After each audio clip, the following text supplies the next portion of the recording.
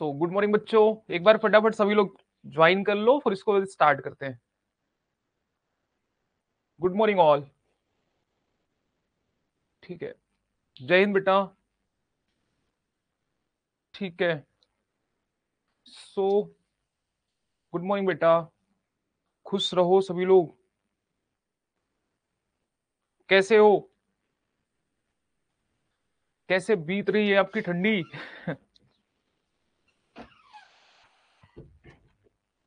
ठीक है, Sude start. Budget आज अच्छे से समझते हैं। गुड मॉर्निंग सभी को, good morning. Srishti, Raj Pandey, my heart music. अच्छा, माई हर्ट म्यूजिक नाम तो बता दो अपना, माई हर्ट म्यूजिक। आदर्श, ठीक है सभी को। ओके ठीक है, hope you all are fine. ठीक है, तो अभी स्टार्ट करें। आई थिंक सफिशियंट हो गया। ठीक है, सो शुड आई स्टार्ट और should I wait 1 more minute? कुछ लोगों को और ज्वाइन हो लेने देते हैं। ठीक है, I am waiting for few more minute.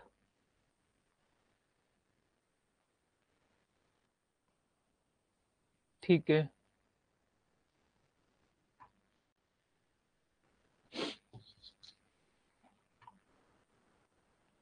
ठीक है, तो स्टार्ट करते हैं। ठीक है, पिछली क्लास में किसी का कुछ डाउट था? आई थिंक बजट फिर से ही स्टार्ट करना चाहिए। रीजन क्या था? कोई बच्चा बोल रहा था कि दे कुडंट गेट।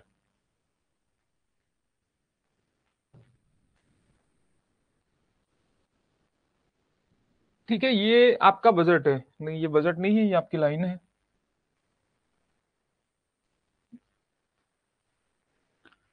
जय हिंद बच्चे। ठीक है, तो अभी स्टार्ट करें। पिछली क्लास में किसी को कुछ समझ में नहीं आया था तो बोल सकते हो। कुछ है, मतलब कोई डाउट है आपको पिछली क्लास का? हाँ, किसी का कुछ भी डाउट है तो पूछ सकते हो, कोई इश्यू नहीं।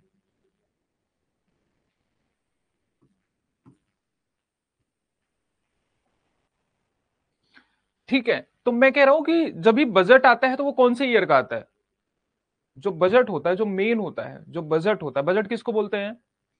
कौन से ईयर का बजट आता है बताओ? हम्म, इस बार कौन से ईयर का बजट आया रहेगा?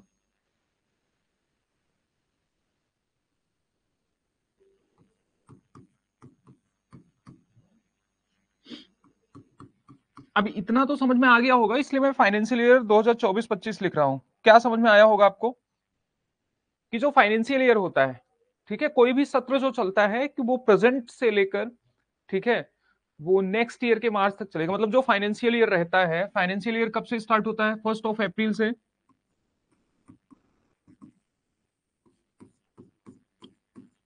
बताओ, टू कितना? 31।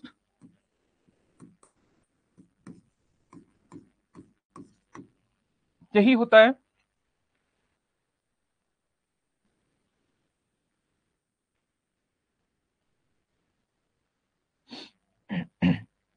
अच्छा ये बताओ, ये प्रपोज्ड होता है ना। अब इसमें दो चीज आपको देखने को मिलेगा, मैंने आपको बताया था इसमें दो चीज मिलेगा आपको। एक तो आपको देखने को मिल सकता है, क्या बताओ? एक्सपेंडिचर। दूसरा मिलेगा क्या बताओ? इनकम। ठीक है, इन द सेम वे बच्चे, मैंने आपको बताया था इसमें, सुनो, मेन बजट यही होता है। मैंने आपको क्या बताया? मेन बजट यही होता है। कौन सा? ठीक है, जो नेक्स्ट ईयर का, मतलब कोई भी बजट पेश कब होता है? मतलब फर्स्ट वीक ऑफ फेब, आप ये मानो। ठीक है, मतलब फेब में जो फर्स्ट वर्किंग डे होता है, मतलब फरवरी का जो फर्स्ट वर्किंग डे है, मान लो फर्स्ट को छुट्टी है तो सेकंड को, सेकंड को भी छुट्टी है तो थर्ड को, तो मतलब फर्स्ट वीक ऑफ फेब में अभी बजट पेश हो रहा है। ठीक है, या आप और अच्छे ढंग से बोलना चाहो तो ये समझो कि first working day of Feb. ठीक है, फरवरी के फर्स्ट वर्किंग डे पे बजट पेश होता है। बजट कैसे पेश होता है, किस तरीके से पेश होता है, एक एक चीज बताएंगे। याद करने वाली चीज ही नहीं है, सिर्फ समझो बस, सारी चीजें याद हो जाएंगी ऑटोमेटिकली। ठीक है, तो अब मैंने बोला कि जब भी बजट पेश होता है ना, बजट कौन पेश करता है बताओ? हाँ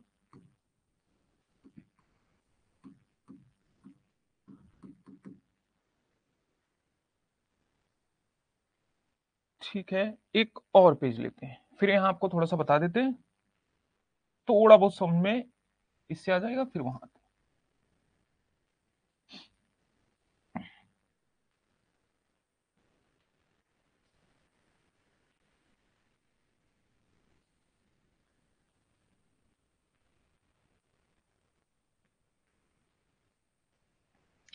मेरी बात बहुत ध्यान से सुनना। ये जो मैं स्टेप बताने जा रहा हूं ना, ये आपको मतलब जानना उतना जरूरी नहीं है एग्जाम के पॉइंट ऑफ व्यू से, क्योंकि ये नहीं पूछा जाएगा, लेकिन बाकी के स्टेप पूछे जाते हैं। कैसे पेश होता है? जो डिपार्टमेंट ऑफ इकोनॉमिक अफेयर्स है, फाइनेंस मिनिस्टर, बिल्कुल फाइनेंस मिनिस्टर पेश करते हैं, बिल्कुल ठीक है। सुनो, जो डिपार्टमेंट ऑफ इकोनॉमिक अफेयर्स है,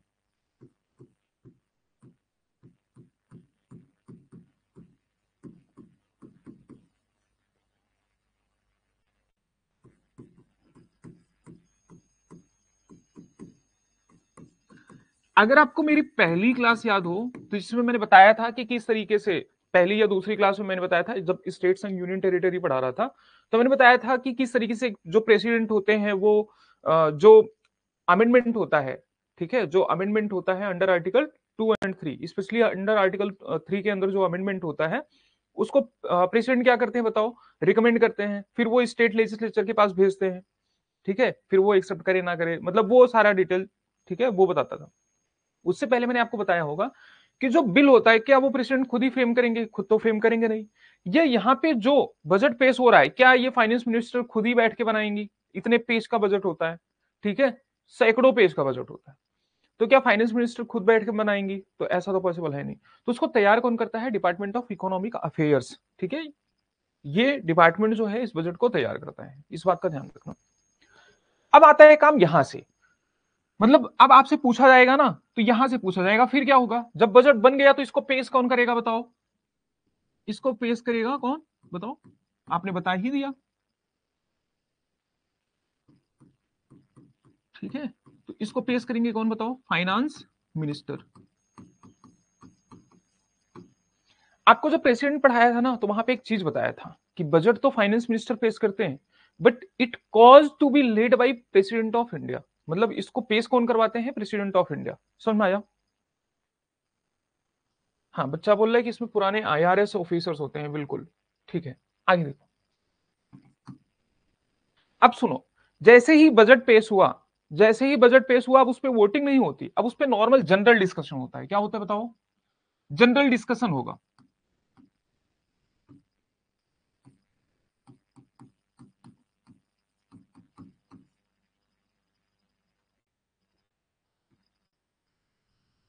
ठीक है। जनरल डिस्कशन कितने दिन होता है? लगभग 3 से 4 दिन होता है। मैं लगभग क्यों बोल रहा हूं? मतलब डिपेंड करता है, ठीक है, इतना ही। सुनो मेरी बात ध्यान से सुनो, मैंने क्या बताया कि सबसे पहले जो है, जो डिपार्टमेंट ऑफ इकोनॉमिक अफेयर्स है, वो बजट को तैयार करता है, फिर उसके बाद फाइनेंस मिनिस्टर जो वित्त मंत्री हैं, वो बजट को पेश करते हैं। बजट को रखवाता कौन है हाउस के सामने? प्रेसिडेंट रखवाते हैं। फिर उसके बाद आम चर्चा होती है, उस पर जनरल डिस्कशन होता है। समझ में आया? जनरल डिस्कशन के बाद जो हाउस होता है, ठीक है, वो कुछ दिन के लिए एडजर्न हो जाता है, ठीक है, मतलब अब एडजर्न होता है तो उसके पीछे काम चलता रहता है, ठीक है। आपको ये ध्यान रखना, आपको ये ध्यान नहीं रखना एडजर्न होता है, आपको ये ध्यान रखना है कि जो बजट होता है, अब नॉर्मल जनरल डिस्कशन हो गया, क्या हो गया? नॉर्मल जनरल डिस्कशन हो गया, लेकिन अब एक डीएससीज होती हैं,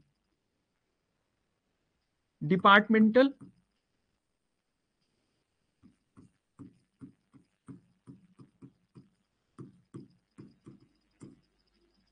ठीक है, स्टैंडिंग कमेटीज।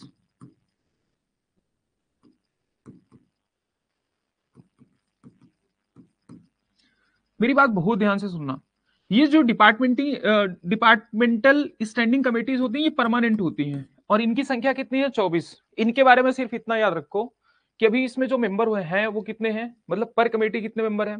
अब स्टैंडिंग कमेटी किसकी होती है, लगभग सारे डिपार्टमेंट्स की, चाहे वो होम मिनिस्ट्री हो, फाइनेंस मिनिस्ट्री हो, डिफेंस मिनिस्ट्री हो, ठीक है, तो सबकी एक स्टैंडिंग कमेटी होती है।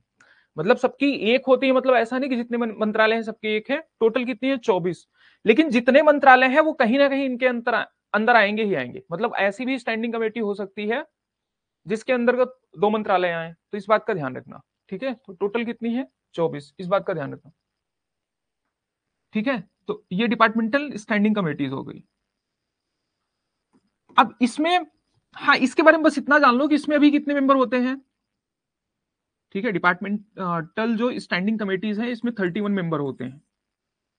ठीक है, 31 मेंबर होते हैं, तो इस बात का ध्यान रखना। ठीक है, और इसके जो मेंबर चुने जाते हैं वो कहां से चुने जाते हैं, राज्यसभा और लोकसभा दोनों से मैं चुना जाता हूं, बोल रहा हूं नॉमिनेटेड होते हैं। इसके मेंबर चुने नहीं जाते, नॉमिनेट किए जाते हैं। ठीक है, प्रिसाइडिंग ऑफिसर द्वारा। सुनो, तो ये स्क्रूटिनी करती है, मतलब जो मैंने क्या बोला, जो हाउस है वो क्या हो जाता है बताओ, उसको एडजन कर देते हैं। ठीक है, कितने दिन के लिए, लगभग 3 से 4 वीक के लिए। यहां 3 से 4 दिन है, यहां 3 से 4 वीक है। ठीक है,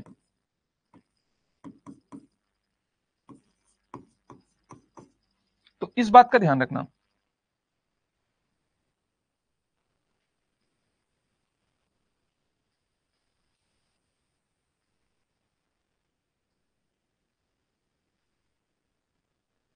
मैं आपको डीआरएससीज के बारे में बताऊंगा अभी सिर्फ, और बजट के बारे में देखो, डीआरएससीज के बारे में कब बताऊंगा बताओ। ठीक है, इसको डीएससी बोलते हैं, डिपार्टमेंटल, ठीक है, रिलेटेड स्टैंडिंग कमेटीज, इसके बारे में बताऊंगा जब आपको 3 और फाइनेंशियल कमेटीज बताऊंगा, जैसे पब्लिक अकाउंट कमेटी हो गया। सर इंडिया में ब्रिटेन जैसे क्यों क्यों नहीं पैरेलल बजट क्यों नहीं पेश किया जाता है। 24 क्या है, डिपार्टमेंटल स्टैंडिंग कमेटीज हैं, कमेटीज। ठीक है, तो वो क्या करती हैं, बजट को अच्छे से रीड करती हैं, क्लॉज बाय क्लॉज। ठीक है, मतलब एक एक क्लॉज करके वो क्या करती हैं, उसको स्टडी करती हैं। ठीक है, तो वो स्टडी करने के बाद फिर क्या होता है बताओ। फिर यहां पे अब देखो इसका क्रम, मैं आपको क्रम क्यों बता रहा हूं, मैं बिना क्रम बताए यहां से निकल लेता, लेकिन क्रम इसलिए बता रहा हूं क्योंकि एग्जाम में पूछा गया है। ठीक है, तो एग्जाम में पूछा गया है, तो कभी भी ये आपके एग्जाम में भी पूछा जा सकता है। मतलब यूपीएससी वैसे तो प्री में पूछा गया, लेकिन आपके एग्जाम में भी पूछा जा सकता है, क्योंकि चीजें क्या होती हैं, रिपीट होती हैं। ठीक है, तो ये हो गया। फिर उसके बाद क्या आया, मतलब ये कमेटीज जो होती हैं स्टडी करती हैं, एक बार वापस से बता रहा हूं क्रम, अभी सुनो, स्टडीज करती हैं। फिर उसके बाद फिर आता है वोटिंग की बारी। तो यहां पे होता है एक एप्रोप्रिएशन बिल, बता रहा हूं एप्रोप्रिएशन बिल क्या होता है।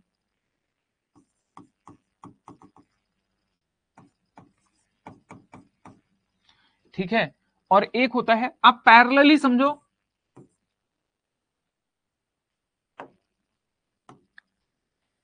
एकदम मतलब एकदम सिंपल है, कुछ है नहीं इसमें। एक होता है फाइनेंस में।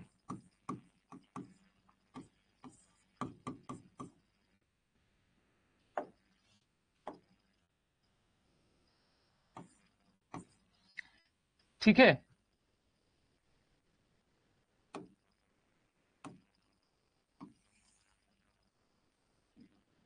और यहां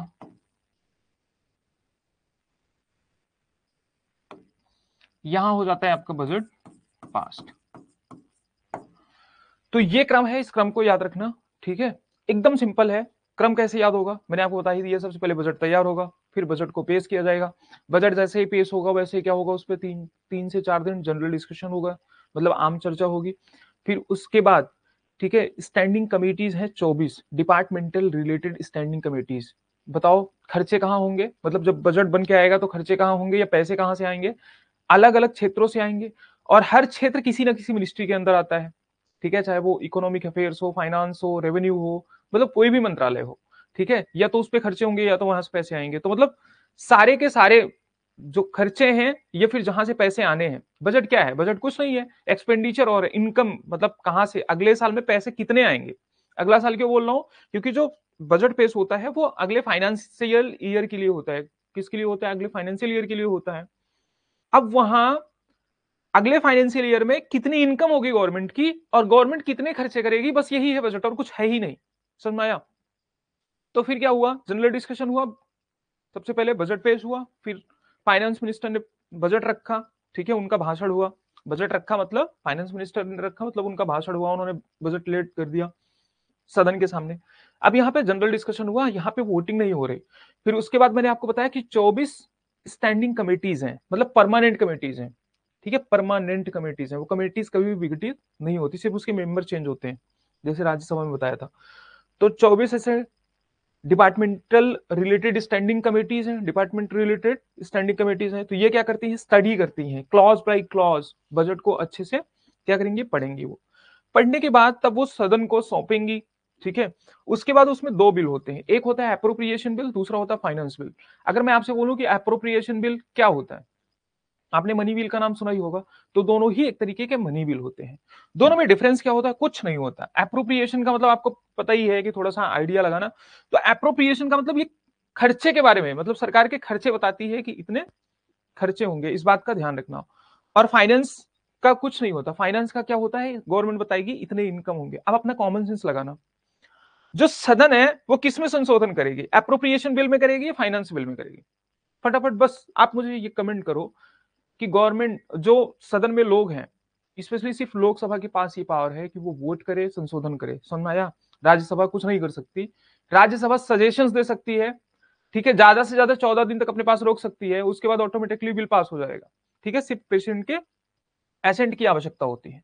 अब बताओ, जो हाउस है, ठीक है, वो संशोधन किस में करेगा, एप्रोप्रिएशन बिल में, मतलब सरकार को इतना पैसा चाहिए खर्चे के लिए, उसमें संशोधन करेगा, ये सरकार बताएगी मैं इतना इनकम लाऊंगा या लाऊंगी, तो इसमें संशोधन करेगा। जो सदन है वो किसमें संशोधन करेगा, एप्रोप्रिएशन बिल में या फाइनेंस बिल में? ठीक है, फिर इस पे वोटिंग होती है और साइमल्टेनियसली पास हो जाता है, ठीक है, फिर बजट पास हो जाता है। बजट पास क्यों नहीं होगा, मतलब बजट पास ना होना मतलब सरकार गई, समझो। पूछो क्यों?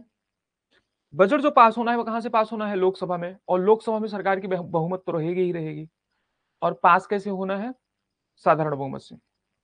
हाँ, बच्चा पूछ रहा है बता रहा है, पूछ रहा है, क्वेश्चन मार्क लगे हैं ना। एप्रोप्रिएशन बिल, बिल्कुल राज पांडे।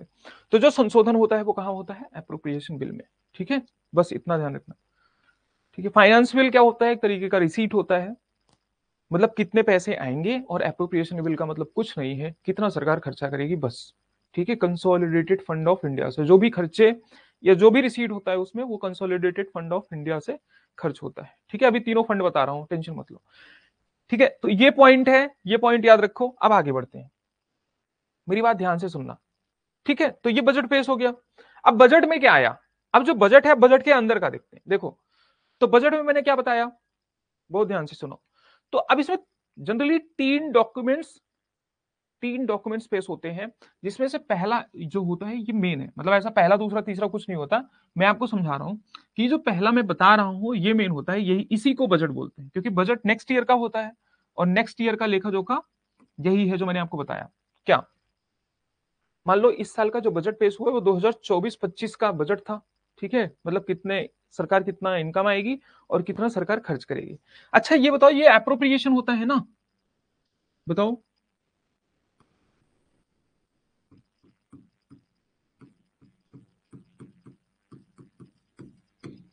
ये अनुमानित होता है कि एक्चुअल होता है, मतलब सरकार के कितने पैसे आएंगे ये सरकार एक्चुअल बता देगी, ये एक अनुमान रहेगा, बताओ। सिर्फ विधानसभा सभा में भी होता है?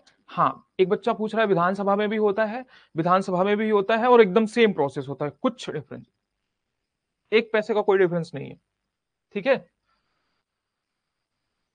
बताओ, ये जो यहां पे पेश होगा, ठीक है, जो डॉक्यूमेंट पेश होगा, और बजट कब पेश होता है बताओ। यहां पे लिख रहा हूं मैं, first working day of Feb, ठीक है। और जब 2024-25 का आया बजट, तो ये कब आएगा बताओ, मतलब आना चाहिए था। मैं ये नहीं बता रहा हूं कि इंटरिम बजट आया, interim budget vote on account सब बता रहा हूं, लेकिन अभी सुनो। तो ये आना कब चाहिए, फेब 2024 में, क्यों आना चाहिए, क्यों ऐसा बता रहा हूं कि आना चाहिए, क्योंकि अभी समझाना है इसलिए सुनो। तो ये 2024-25 का जो बजट आएगा वो कब आएगा, फेब 2024 में। ठीक है, वो फर्स्ट फेब हो सकता है, सेकंड फेब, मतलब जो फर्स्ट वर्किंग डे रहेगा फरवरी का उस दिन आएगा। ठीक है, बजट पेश हुआ। अब आप मुझे ये बताओ, बच्चे ने बोला कि ये अनुमानित रहेगा, अनुमान रहेगा, सारे बच्चे बोल रहे हैं कि अनुमान रहेगा। अब सुनो मेरी बात ध्यान से सुनो, ठीक है, बहुत ध्यान से सुनो। बात ये है कि अब जब फेब्रुवरी में ये पेश कर रहे हैं, बिल का पेश कर रहे हैं फेब्रुवरी में, और जो फाइनेंशियल ईयर होता है उस दिन भी यही बताया था, आज भी बता रहा हूं, जो फाइनेंशियल ईयर होता है, अब यहां पे कौन सा फाइनेंशियल ईयर रहेगा, 2023-24। तो 2023-24 का भी डॉक्यूमेंट पेश करेंगे, भाई जनता को जवाब देना है ना, हाउस ऑफ द पीपल में पेश होता है, तो जनता को जवाब देना है। आपने सुना नहीं है, जनता को जवाब चाहिए। सुनो, तो यहां पे भी एक्सपेंडिचर रहेगा,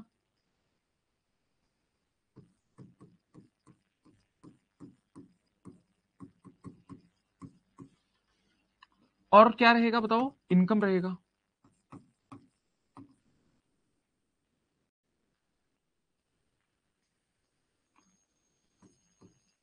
ठीक है,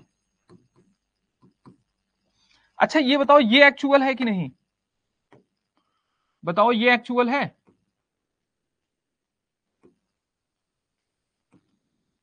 हाँ,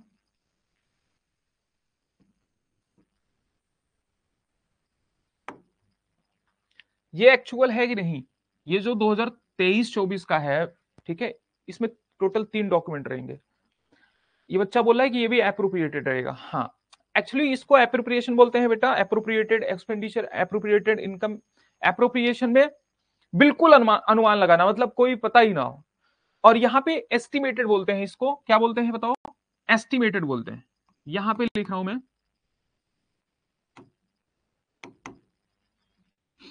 ये दोनों क्या होता है, एस्टिमेटेड होते हैं। क्यों होते हैं बताओ, फाइनेंशियल ईयर कब से स्टार्ट होता है बताओ, 1 अप्रैल, कब तक रहता है बताओ, 31 मार्च। अगर इन्होंने फरवरी में भी पेश किया तो पूरी फरवरी का भी पूरा बाकी है और पूरे मार्च का बाकी है, समझ में आया, क्या क्या एक्सपेंडिचर होगा और क्या इनकम आएगी, बाकी है कि नहीं। सिर्फ अनुमान ही लगा सकते हैं ना, फ्यूचर में तो पहुंच नहीं सकते 2 महीने आगे। ठीक है, तो ये बताओ ये भी एस्टिमेटेड ही रहेगा ना, क्योंकि फेब्रुवरी में पेश करना है और बताना कब तक का है, 31 मार्च तक का, क्योंकि फाइनेंशियल ईयर कब तक का होता है बताओ, फाइनेंशियल ईयर होता है मार्च तक का। तो ये एक डॉक्यूमेंट्स, मतलब ये भी पेश किया, तो इनको एक्चुअल भी तो पेश करना होगा। इसका मतलब जब इससे पहली बार, मतलब इससे पहले ईयर में करेंगे, मान लो ये यहाँ पे जो फाइनेंशियल ईयर बजट, अब आप ना एक साल और पीछे जाओ, इमेजिन करो एक साल और पीछे जाओ, आप पहुंच जाओ 2023-24 में, जब इन्होंने 2023-24 में बजट पेश किया होगा, 2023-24 का बजट पेश किया होगा, तो 2023-24 का बजट कब पेश किया होगा इन्होंने, फेब्रुवरी 2023 में किया होगा। ध्यान से सुनो, इमेजिन करो, 2023 में किया होगा, 2023 में, सुनो, तो 2023 में किया होगा। ठीक है, सुनो सुनो मैं क्या बता रहा हूं आपको, यहां पे ये जो बजट इन्होंने पेश किया फरवरी में, जैसे इन्होंने 24-25 का किया, ठीक है, तो जब 24-25 का किया तो यहाँ पे देखो ध्यान से, यहाँ पे किसी ने मतलब मुझे बताया नहीं, या तो तुम लोगों को कुछ नहीं समझ में आ रहा है, बस हाँ हाँ कर रहे हो।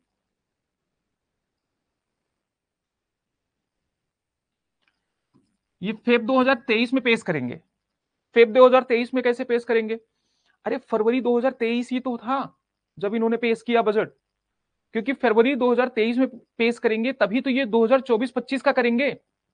सुनो ध्यान से,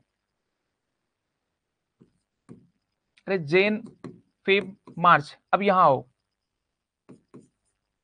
ठीक है, अब सुनो, अब जो भी बजट ये पेश करेंगे, मान लीजिए ये 2024 है, ठीक है, तो 2024 में जनवरी है, फरवरी में ये पेश कर रहे हैं,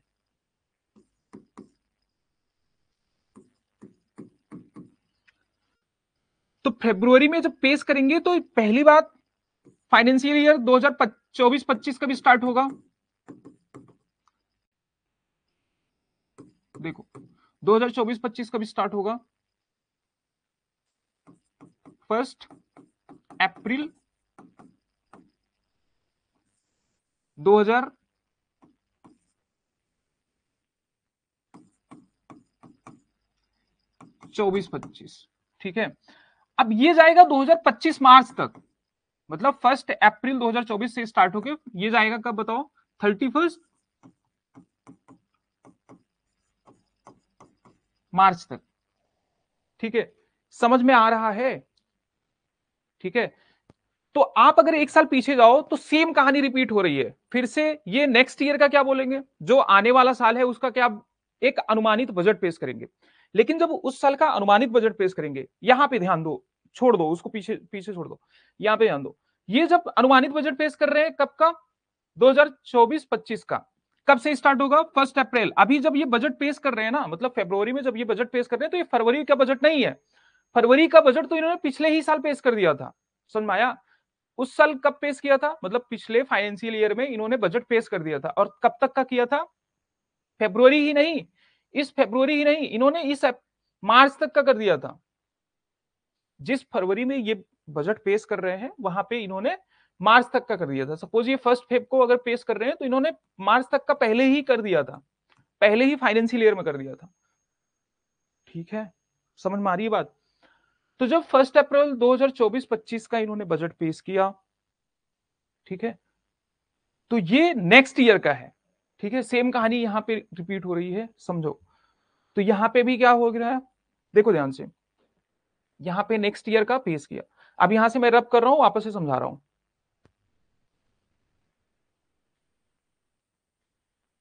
ठीक है।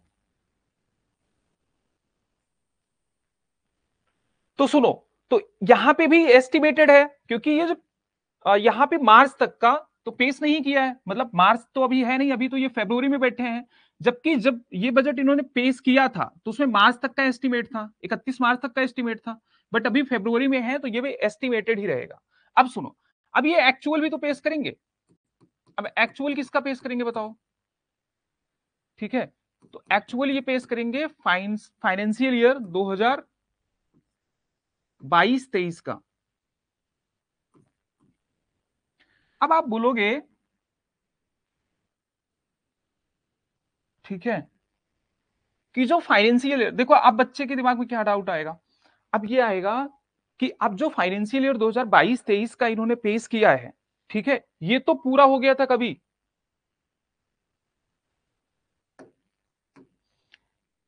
देखो ध्यान से, ये तो मार्च, मतलब 31 मार्च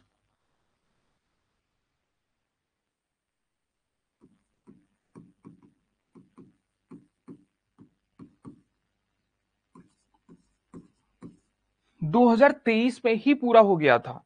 तो जब ये फाइनेंशियल ईयर यही पूरा हो गया था तो इसको फरवरी में 2024 में आके क्यों पेश कर रहे हैं। उसका रीजन सिर्फ ये है कि इन्होंने जब इससे पिछला वाला बजट पेश किया था तो उसमें भी इन्होंने इसका एक्चुअल नहीं प्रेजेंट किया था, इसलिए अभी इसका एक्चुअल प्रेजेंट कर रहे हैं, बस इतना ध्यान देना है बस। तो यहां भी बताओ, यहां भी क्या रहेगा बताओ, यहां भी इनकम रहेगा और क्या रहेगा, एक्सपेंडिचर रहेगा, ठीक है। इनकम रहेगा, एक्सपेंडिचर रहेगा, और ये बताओ कैसा रहेगा, ये एक्चुअल रहेगा, इस बात का ध्यान देना, ये बिल्कुल वास्तविक रहेगा। तो ये डॉक्यूमेंट समझ में आया क्या, क्यों नहीं होगी, ठीक है। मैथ्स की क्लास होगी, क्यों नहीं होगी, ठीक है, सारी क्लासेस होंगी, ठीक है। ये समझ में आया, किसी को कुछ डाउट है तो पूछ लो, किसी को कुछ भी डाउट है।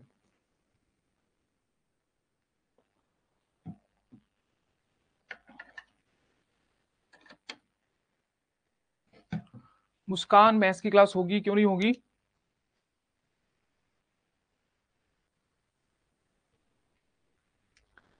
तो ये पॉइंट समझ में आया, बजट कैसे पेश होगा।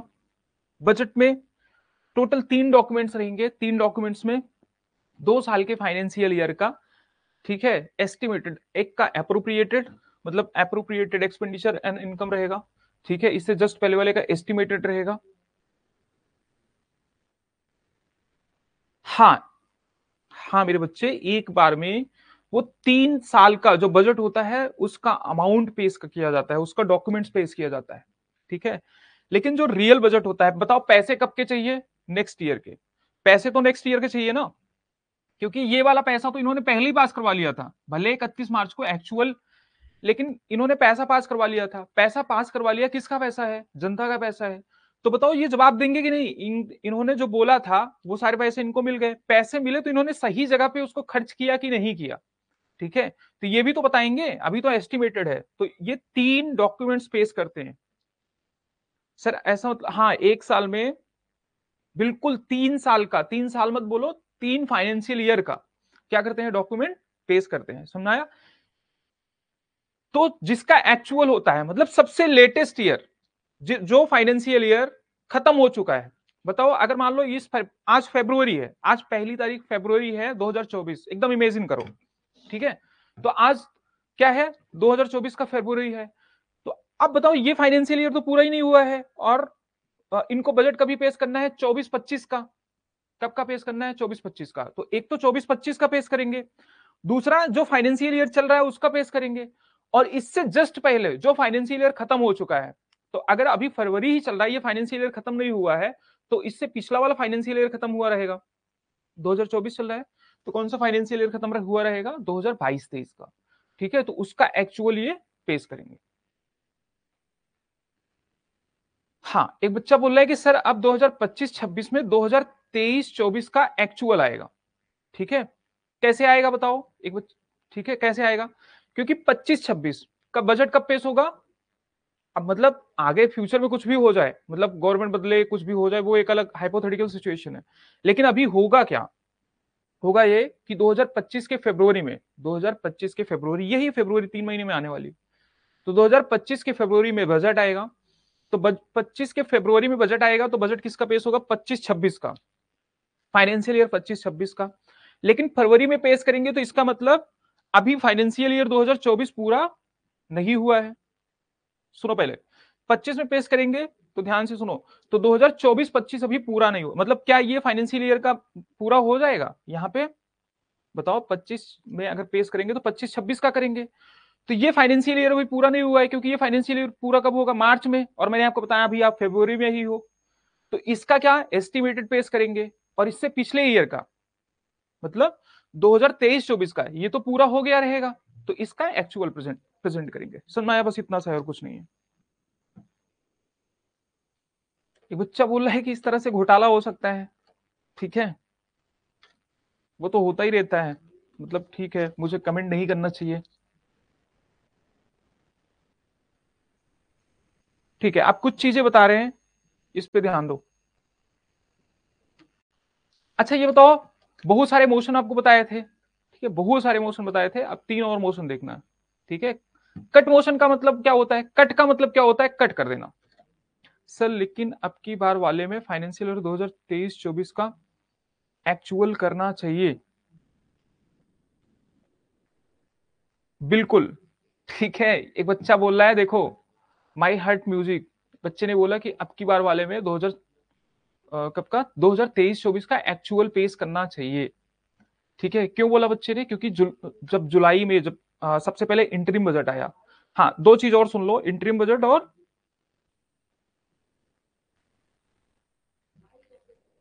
एक बच्चा बोल रहा ध्वनि मत क्या होता है? देखो ध्वनि मत क्या होता है कि वोटिंग का एक तरीका होता है और कुछ नहीं होता है। और ठीक है, वहां पे देखो शोर मचाते हुए नहीं देखते बच्चे की तरह, वो शोर मचाते हैं, वो करते रहते हैं, तो वही ध्वनि मत होता है। मतलब स्पीकर बोलेगा कि मान लो कोई बिल आया, कोई भी बिल, सिर्फ बजट नहीं, सिर्फ बजट की बात नहीं, इसीलिए जितने मोशन पढ़ाए मैंने ना, तो वो सिर्फ ऐसा नहीं बजट में ही यूज होता है। जैसे मैंने आपको क्लोजर पढ़ाया था, तो सामान्यतः वो बजट में यूज होता है कि कंगारू क्लोजर, गिलोटिन जो होता है, ठीक है, या क्लोजर बाय कंपार्टमेंट, ठीक है, या सिंपल क्लोजर।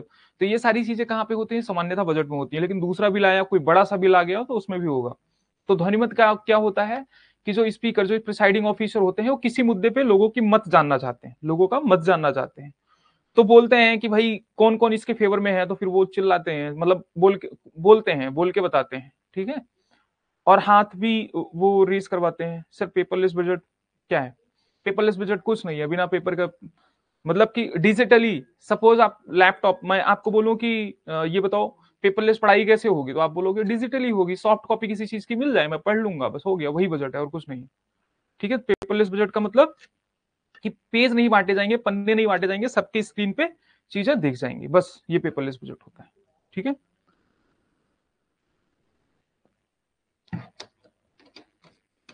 दो चीज और देख लो बस, जो एग्जाम में पूछा जाता है जिसमें कंफ्यूज रहोगे।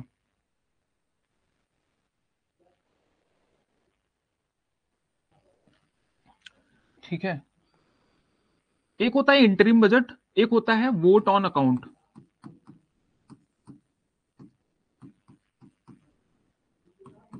इसको बोलते हैं हिंदी में लेखानुदान। ठीक है,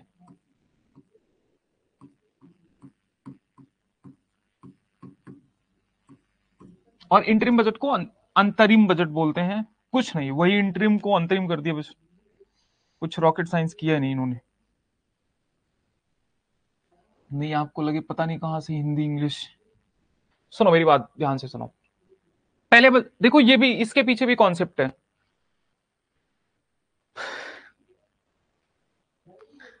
तो रहने दो, कौन है ये, कौन बदमाशियां कर रहा है? शिवम कुमार। यहां पे फोकस करो, किडनैप बाद में करना तुम। चलो यहां देखो फटाफट, बच्चे सुनो ध्यान से। तो देखो,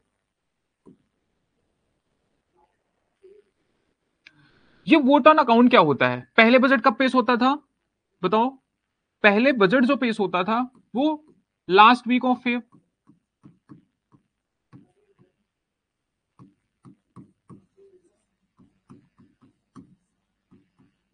ठीक है, लास्ट वीक ऑफ फेब।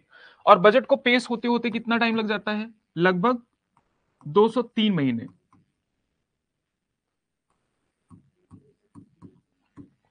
2 से 3 मंथ लग जाते हैं। अच्छा ये बताओ, जब 203 महीने लग जाएंगे, मतलब जब बजट पेश हो रहा है, देखो अब ज्यादा दिमाग मत लगाना।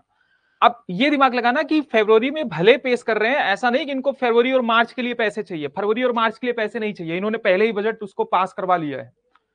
ठीक है, वो पहले मतलब इससे पहले वाले फाइनेंशियल ईयर में, इसीलिए समझाया मैंने तीनों जो डॉक्यूमेंट्स पेश होते हैं इसीलिए समझाया। अब सुनो, ये फरवरी में अगर पेश कर रहे हैं तो ये बजट पेश होते होते मतलब टाइम क्या हो जाता है, कभी कभी अप्रैल, क्या हो जाता है बताओ? अप्रैल मई, मतलब मई लास्ट चला जाता है, पास होते होते कब चला जाएगा बताओ? मई लास्ट। ये सिर्फ समझा रहा हूं इसलिए ऐसा लिख रहा हूं, पूरा रब करूंगा इसलिए अच्छे से समझना। ठीक है, तो मई लास्ट चला जाता है। बच्चे जब मई लास्ट चला जाता है तो बताओ सरकार चलाएंगे, पैसे खर्च करेगी सरकार? नहीं करेगी। पैसे तो खर्च करेगी ना, मतलब देश चलाने के लिए या घर चलाने के लिए, कुछ भी चलाने के लिए पैसे तो चाहिए। ठीक है, तो सरकार क्या करेगी? पैसे खर्च करेगी। और जब इनका बजट ही पास नहीं हुआ है मई तक, तो ये पैसे कहां से लाएंगे? हाँ, अपनी जेब से तो निकालेंगे नहीं, जो करप्शन करके काफी लोग रखे होते हैं। तो सुनो, फिर उसके लिए क्या होता है कि लगभग 2 महीने, मतलब बजट पास होने में लगभग कितना लगता है? यहां पे लिख रहा हूं मैं, इट टेक्स कितना?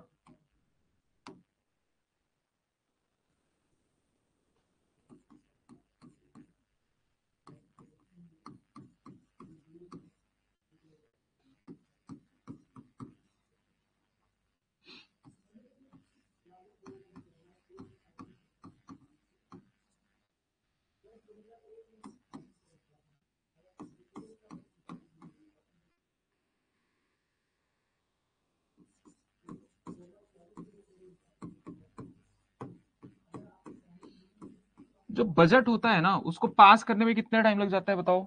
लगभग 2 महीने। कितना टाइम लग जाता है बताओ? 2 महीने। और जो बजट पेश होता था वो फरवरी के लास्ट वीक में पेश होता था, कभी कभी तो मार्च के फर्स्ट वीक में आ जाता था, मतलब टाइम की बात है ना। तो अब सुनो, तो फिर उसके लिए फिर बाकी के 2 महीने, अब बताओ यहां पे फाइनेंशियल ईयर स्टार्ट हो गया कौन सा? 2024-25 से स्टार्ट हो गया। मैं अभी कंपेयर करो कि मान लो इन्होंने फरवरी में बजट पेश किया, और ये फरवरी में ना करके मार्च के फर्स्ट वीक में या फिर लास्ट वीक ऑफ फेब में बजट पेश कर रहे हैं, बजट पेश कर रहे हैं 2024-25 का। बहुत ध्यान से सुनना। लेकिन अभी तक बजट पास ही नहीं हुआ है मई तक। कब तक? मई तक। तो अच्छा ये बताओ, अप्रैल और मई, कितना, अप्रैल और मई। गवर्नमेंट कैसे चलाएंगे, मतलब देश कैसे चलाएंगे, गवर्नमेंट तो चली जाएगी करप्शन के पैसों से, तो देश कैसे चलाएंगे बताओ। तो देश चलाने के लिए पैसे चाहिए, समझ में आया। तो बजट तो पास ही नहीं हुआ है। सुनो, अब ध्यान से सुनो। अब इस टाइम के लिए इनको अलग से ये पैसे निकालते थे, तो उसको क्या बोलते हैं, उसको बोलते हैं वोट ऑन अकाउंट। और वोट ऑन अकाउंट इनको लगभग 1/6 पैसा मिलता है। कितना, 1/6, क्योंकि बजट पास होने में लगभग 2 महीने जाते थे और इनको पैसे कितने मिलते थे, 1/6। मतलब जितना अमाउंट इन्होंने अप्रोप्रिएट किया है, देखो यहाँ अप्रोप्रिएशन बिल है, हाँ ये देखो यहाँ पे आए एप्रोप्रिएशन बिल है, मतलब इतना खर्चा करेंगे, मतलब सरकार कुछ खर्चे भी करेगी, तो इतना खर्चा करेगी। अब इसका मतलब जो जो इन्होंने एप्रोप्रिएशन बिल पेश किया है उसका 1/6 अमाउंट मिलता है इनको। 1/6 मिलने के पीछे भी एक रीजन है, याद नहीं करना है। मैंने बताया लगभग कितने महीने के लिए, कितने महीने के लिए वोट ऑन अकाउंट इनको मिलेगा, लगभग 2 महीने के लिए। और बजट कितने महीने के लिए पेश होता है, 12 महीने के लिए। तो 2 महीने का वन, मतलब 2 महीने, 12 महीने में से 2 महीने कितना होगा, 1/6 ही तो होगा।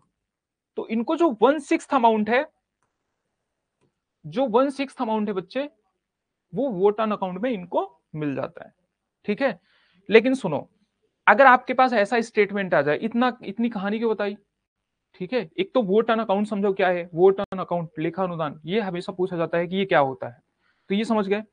लेकिन अब मोदी गवर्नमेंट ने इसको 1 महीने पहले पेश करना क्यों स्टार्ट किया, 1 महीने पहले इसलिए पेश किया कि इनके पास फेब्रुवरी है, पूरा का पूरा फेब्रुवरी बचा है, फिर मार्च बचा है, तो इन 2 महीनों में बजट पास हो जाए, इन 2 महीनों में बजट पास हो जाए। और बजट पास हो जाएगा तो अप्रैल से इनको वोट ऑन अकाउंट लेने की जरूरत नहीं है, बजट का पैसा आ ही गया, तो वो ना वोट ऑन अकाउंट इनको चाहिए नहीं चाहिए, समझ में आया। तो अगर ऐसा स्टेटमेंट आ गया कि बजट जो पहले फरवरी के लास्ट वीक में पेश किया जाता है, वो अब फरवरी के फर्स्ट वीक में इसलिए पेश किया जाता है ताकि वोट ऑन अकाउंट को अवॉइड किया जा सके, ये जो वोट ऑन अकाउंट है इसको अवॉइड किया जा सके। तो क्या है, यह स्टेटमेंट सही है या गलत है बताओ, मेरे स्टेटमेंट को ध्यान से सुने आप। मैंने बोला कि जो लेखानुदान है, ठीक है, उसके बारे में एक कथन दे रहा हूं मैं। कथन यह है कि पहले मतलब बजट पेश करने की तारीख फरवरी के लास्ट वीक से हटाकर फरवरी के फर्स्ट वीक कर दी गई, वोट ऑन अकाउंट मतलब लेखानुदान को अवॉइड करने के लिए, ठीक है, ताकि लेखानुदान पास ना करना पड़े।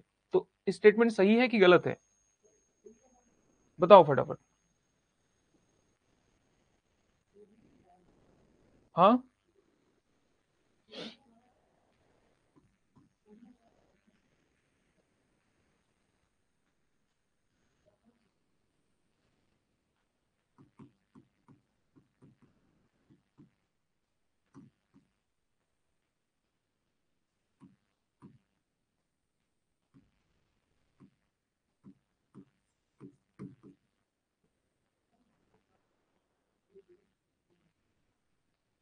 बच्चे ने बोला सही है, एकदम सही है। अच्छा, सारे लोग बोल रहे हैं सही है, ठीक है, दैट्स ग्रेट। ठीक है, उम्मीद है थोड़ा बहुत समझ में आया, थोड़ा बहुत समझ में आया, पूरा आया समझ में। इसको कुछ नहीं बोलते, इसको अंतरिम बजट बोलते हैं, इंतरिम और अंतरिम कोई डिफरेंस नहीं है। ठीक है, अब सुनो इंटरिम बजट क्या होता है। अब कभी कभी ये डिफरेंस पूछता है कि वोट ऑन अकाउंट और इंटरिम बजट बजट में डिफरेंस क्या होता है। देखो सुनो, इस बार इंटरिम बजट पेश हुआ था फरवरी में, इस बार इंटरिम बजट पेश हुआ था, फिर जुलाई में जो है वो रियल बजट पेश हुआ। ठीक है, ठीक है, ठीक है। देखो, तो इंटरिम बजट क्या होता है, मान लो कोई गवर्नमेंट है, मतलब कि जिस साल जनरली चुनाव होने वाला हो, जिस साल क्या होता है, जिस साल चुनाव होने वाला होता है, तो चुनाव अभी कभी हो रहा है बताओ, जून में चुनाव हुआ, ठीक है, ये जून में छोड़ो, जुलाई में अगस्त में, मतलब कभी भी चुनाव हो, तो अगर ऐसा हो कि मान लो फरवरी में क्या करना है, बजट पेश करना है,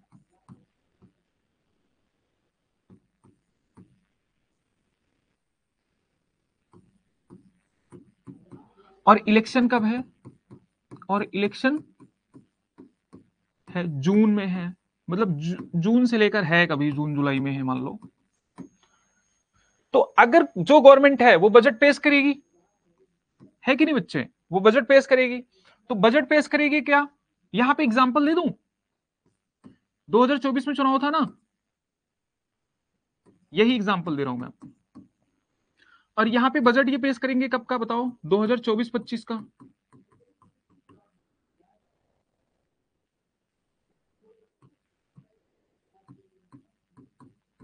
हाँ, 2024-25 का बजट पेश करेंगे। अच्छा आप मुझे ये बताओ, क्या भारत में ये डिसीजन पहले से ही हो जाता है कौन सी गवर्नमेंट बनेगी, कौन सी गवर्नमेंट जीतेगी, क्या ये पता है? ये तो फिक्स नहीं होता, क्योंकि चुनाव होने हैं और चुनाव के बाद पता चलेगा कि गवर्नमेंट कौन सी बनेगी, है कि नहीं? चुनाव के बाद ही पता चलेगा कि गवर्नमेंट कौन सी बनेगी। बहुत ध्यान से सुनना। तो जब ऐसा कोई कंडीशन हो कि जब इलेक्शन होने वाला हो, तो उस साल पेश होता है कौन सा बजट बताओ? उस साल पेश होता है इंटरिम बजट। इंटरिम बजट मतलब एक तरीके से, मतलब टेम्परेरी मैं नहीं बोल रहा हूं, ठीक है, आपको समझाने के लिए इसको टेम्परेरी बजट बोल रहा हूं, वैसे इसका नाम है इंटरिम बजट, बस। अब वोट ऑन अकाउंट और इंटरिम बजट में डिफरेंस है कि नहीं? अब आप बोलोगे, सुनो ध्यान से, अब आप बोलोगे मान लो 2 महीने में चुनाव हुआ, चुनाव होने के बाद गवर्नमेंट बदल गई, तो ये बजट 2 ही महीने चलेगा। ये मान लो गवर्नमेंट नहीं भी बदली, हो सकता है गवर्नमेंट नहीं आया, क्योंकि वोट ऑन अकाउंट में 2 मंथ्स के लिए पैसा आता है, और फरवरी के लास्ट वीक से फर्स्ट वीक तक तो 1 मंथ भी नहीं हुआ है। तो 2 महीने के वोट ऑन अकाउंट को अवॉइड कैसे किया जा रहा है, बता रहा हूं वापस से बता रहा हूं। बस ये वाला पॉइंट समझो, इंटरम बजट, फिर से एक बच्चे को वोट ऑन अकाउंट समझ नहीं आया ना, तो वापस से समझा रहा हूं, पहले ये सुनो। देखो मैंने क्या बोला, इंटरिम बजट तुम समझोगे ही नहीं, तो इसलिए पहले इसी को समझा देते हैं, फिर उसमें चलते हैं। एक बच्चा ये बोल रहा है, ध्यान से सुनो, मैंने बोला कि वोट ऑन अकाउंट, सुनो, पहले बजट कब पेश होता था? लास्ट वीक ऑफ फेब्रुवरी में पेश होता था। और ये बजट, ठीक है, पेश होते होते कभी क्या हो जाता था, मान लो अप्रैल ही आ गया, और क्या आ गया, मान लो मई आ गया। मतलब ये कंडीशन है, हो सकता है ये अप्रैल आ जाए, हो सकता है मई आ जाए, हो सकता है जून चला जाए, हो सकता है जुलाई चला जाए, हो सकता है अगस्त चला जाए। मेरी बात बहुत ध्यान से सुनना। तो इनके पास अब देखो फरवरी में आ रहा है, तो फरवरी और मार्च की टेंशन है ही नहीं, क्योंकि फेब और मार्च के लिए तो पिछले ही साल इन्होंने पास करवा लिया है, पिछले फाइनेंशियल ईयर में ही फेब और मार्च के लिए तो इन्होंने पास करवा लिया है अपना बजट। तो फरवरी मार्च के लिए टेंशन नहीं है। लेकिन जब मई तक चला गया, अप्रैल और मई, तो वोट ऑन अकाउंट कितने महीने के लिए चाहिए? 2 महीने के लिए चाहिए। मेरी बात समझ में आया? वैसे सामान्यतः 2 महीने में बजट पास हो जाता है, ठीक है। लेकिन कोई दिक्कत आ गई, मान लो वही कि कोई दिक्कत आ गई, नहीं पास हो रहा है, लोकसभा संशोधन करने कर रहे हैं, हंगामा करने कर रहे हैं, ये मान लो कोई इमरजेंसी आ गई, कुछ भी इश्यू हो गया, मई तो छोड़ो, मान लो अगस्त पहुंच गए, ठीक है, अगस्त पहुंच गए, ठीक है, तो मई हो गया इनका, जून जुलाई अगस्त 3 महीने और। अब सुनो, इन्होंने 1/6 पैसा लिया था, 2 महीने के लिए पैसा लिया था, और पैसे मतलब बजट कब तक पास नहीं हुआ? पिछले 4 महीने तक बजट पास नहीं हुआ। मैं हाइपोथेटिकल बता रहा हूं, ऐसा जनरली होता नहीं, ठीक है। तो पिछले मतलब आगे चलने वाले 4 महीने के लिए बजट ही पास नहीं हुआ, तो क्या ये 1/6 में अमाउंट में चलेंगे? नहीं, इसको आगे बढ़ाया भी जा सकता है, समझ में आया? वोट ऑन अकाउंट वापस से बढ़ाया जा सकता है, ठीक है। तो पहले तो ये समझो कि बढ़ाया जा सकता है। अब आपने बोला कि वोट ऑन अकाउंट मतलब इसको फरवरी लास्ट से करके क्या कर दिया बताओ, फरवरी फर्स्ट कर दिया, फरवरी लास्ट से करके फरवरी फर्स्ट कर दिया। तो फर्क क्या हुआ, कैसे वोट ऑन अकाउंट जो है अवॉइड करेगा, ठीक है, वोट ऑन अकाउंट को अवॉइड कैसे करेंगे? ये वोट ऑन अकाउंट को ही अवॉइड करने के लिए किया गया। समझो कैसे करेगा। पहली बात तो यहां पे देखो, अब ये फर्स्ट फेब को पेश हो रहा है, तो इसका मतलब इनके पास पूरा फरवरी है, पूरा मार्च, ये 2 महीने हैं, और सामान्यतः बजट जो है 2 महीने में पास हो जाता है। अब आप बोलोगे जब यहाँ 3 महीने 4 महीने 5 महीने लग सकते थे, यहाँ 2 ही महीने में कैसे होगा? मैंने क्या बोला, सामान्यतः बजट को पास होने में लगभग 2 महीने लग जाते हैं, ठीक है। और वर्क फास्ट हो इसलिए इसको 1 महीने थोड़ा सा पीछे किया, और ये इन्होंने इंश्योर किया कि हाँ 2 महीने में पास हो ही जाना चाहिए, अब फालतू में वोट ऑन अकाउंट का लफड़ा मत लगाओ, ठीक है। तो ये हुआ बस, इसके अलावा और कुछ नहीं। अब आगे देखो, जो इंटरिम बजट समझा रहा था वो समझो, यहां तक समझ में आया? मैंने बोला कि मान लो कोई गवर्नमेंट है, ठीक है, गवर्नमेंट है, अब उसको बजट पेश करना है नए मतलब अगले फाइनेंशियल ईयर के लिए, लेकिन ये भी भरोसा नहीं कि वही गवर्नमेंट आएगी कि दूसरी गवर्नमेंट आएगी, पक्का पता नहीं है ना, क्योंकि इलेक्शन होने हैं, कोई भरोसा नहीं है। तो इन्होंने बजट जो पेश किया, अब वोट ऑन अकाउंट सिर्फ 2 महीने के लिए ही पेश किया जाता था, ठीक है, ये मान लो कम पड़ गया तो आगे बढ़ाने के लिए, लेकिन जो इंटरिम बजट होता है वो पूरे साल के लिए पेश किया जाता है। कब के लिए पेश किया जाता है? पूरे साल के लिए। अब देखो चुनाव होगा जून जुलाई में, सरकार बनेगी, भाई तब तक तो देश चलाना है ना। जून में चुनाव होना है, समझ में आया? जुलाई में जाके कहीं सरकार बनेगी, मतलब बनी है। तो खर्चे कब चलाने हैं, कब से कब तक चलाने हैं भाई? अप्रैल का चलाना है, मई का चलाना है, और जब तक गवर्नमेंट ना बने तब तक का चलाना है। तो इसीलिए इंटरिम बजट पेश होता है। अब सुनो, मान लो जो सरकार पहले थी, मान लो मोदी गवर्नमेंट पहले भी थी और अभी भी है, तो वो इंटरिम बजट के साथ में कंटिन्यू कर सकती है, वो नया बजट पेश नहीं भी कर सकती है। समझ में आया? और सरकार दूसरी बनी तो वो तो नया बजट पेश करेगी ही करेगी, उसको अपने हिसाब से चलना है, अपनी पॉलिसीज बनानी है, तो खर्चे मतलब एक्सपेंडिचर और रिसीट में अंतर आएगा। ठीक है। और जो गवर्नमेंट आई है, ऐसा जरूरी नहीं कि वो इंटरिम बजट के साथ कंटिन्यू करे, वो चेंज कर सकती है। तो इंटरिम बजट और वोट ऑन अकाउंट में क्या डिफरेंस है ये पता होगा, समझ में आ गया होगा। ठीक है। इंटरिम बजट टेम्परेरी टाइप का होता है, मतलब वो आगे चल भी सकता है, नहीं भी चल सकता है। समझ में आया? किसी को समझ में ना आया तो पूछ लो। माई हार्ट म्यूजिक, क्या हुआ तुम्हारे हार्ट में? थोड़ी बहुत music I? Vote on account समझ में आया? समझ में आया नहीं आया बताओ फटाफट।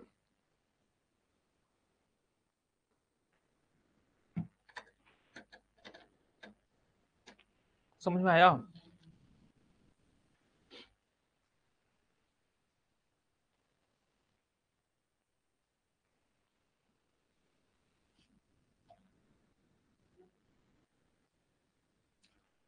हाँ।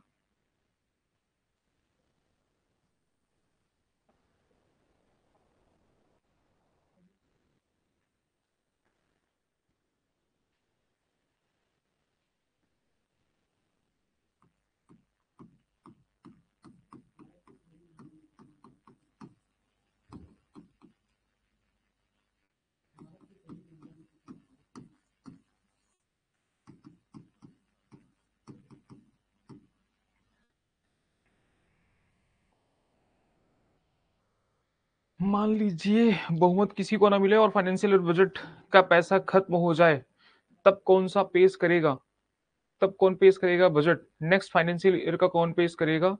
या इमरजेंसी कोई सिचुएशन हो तब क्या होगा? ठीक है Mohan, thank you so much. हाँ राज पांडे, राज पांडे कह रहे हैं कि किसी का बहुमत ही ना आए तो क्या होगा। ठीक है राज पांडे सुनो, बहुमत ना आए तो बहुत सारी सिचुएशन हो सकती हैं। पहली बात तो कोalition की गवर्नमेंट बन सकती है, पहली बात। दूसरी बात, ठीक है, प्रेसिडेंट केयर टेकर गवर्नमेंट बना सकते हैं। प्रेसिडेंट के पास ये डिस्क्रिप्शन होता है, जब किसी का बहुमत ना आए तो वो केयर टेकर गवर्नमेंट बना सकते हैं। समझ में आया?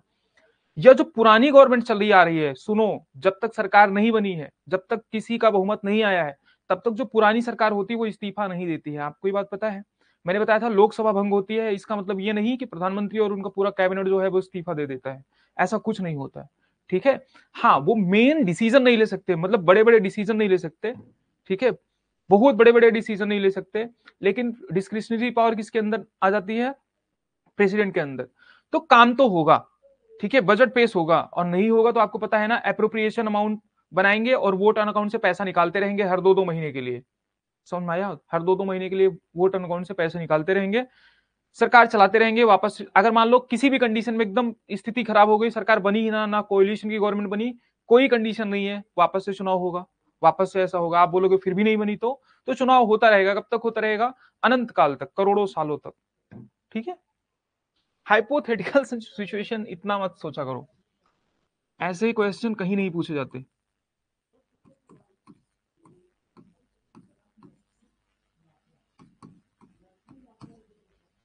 मेरी बात बहुत ध्यान से सुनना। ये भारत का संचित निधि है, और मुख्य जो मेन पैसा आता है, मतलब भारत का जो मेन पैसा आता है और जाता है, वो कंसोलिडेटेड फंड ऑफ इंडिया में ही आता है, यहीं से जाता है। समझ में आया? इसमें अब इसमें 2-3 चीजें होती हैं, सुनो। एक तो मैंने आपको क्या बोला कि रिसीट भी आता है, मतलब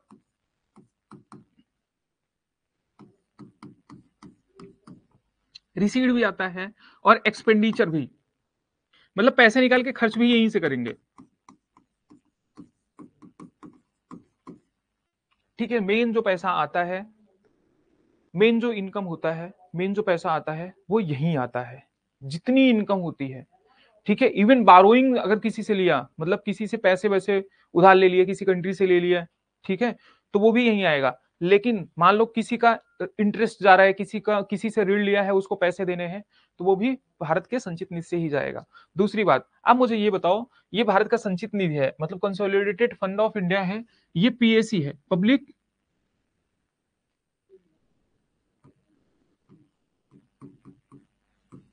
ये पब्लिक अकाउंट फंड है, ठीक है, और ये कंटिजेंसी फंड ऑफ इंडिया है।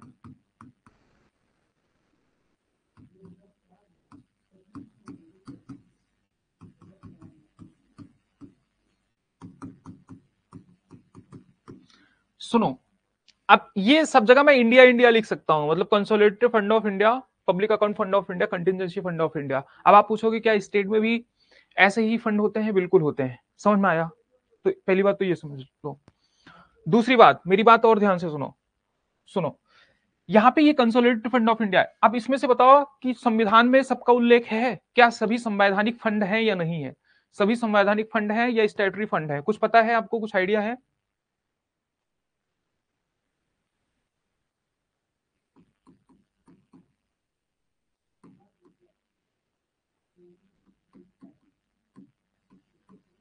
आपके लिए मैंने लिख भी दिया कि ये आर्टिकल, ठीक है, समझ में आया? तो ये आर्टिकल 266 में है, ये भी 266 में है, ये 267 में है, इस बात का ध्यान रखना। तो इसका मतलब संविधान में है। तो क्या ये संवैधानिक फंड है? देखो, नहीं कह रहे हैं। अभिषेक, तुमको बहुत मारूंगा मैं। अच्छा हाँ, अभिषेक ही तो है। क्या कह रहे हो? अच्छा, अखिलेश के चक्कर में अभिषेक को डांट पड़ गई, कोई दिक्कत नहीं। सुनो, यहाँ पे आर्टिकल लिख दिया, फिर कैसे नहीं है? क्या कह रहे हो? लेट लिखा इसलिए नहीं है।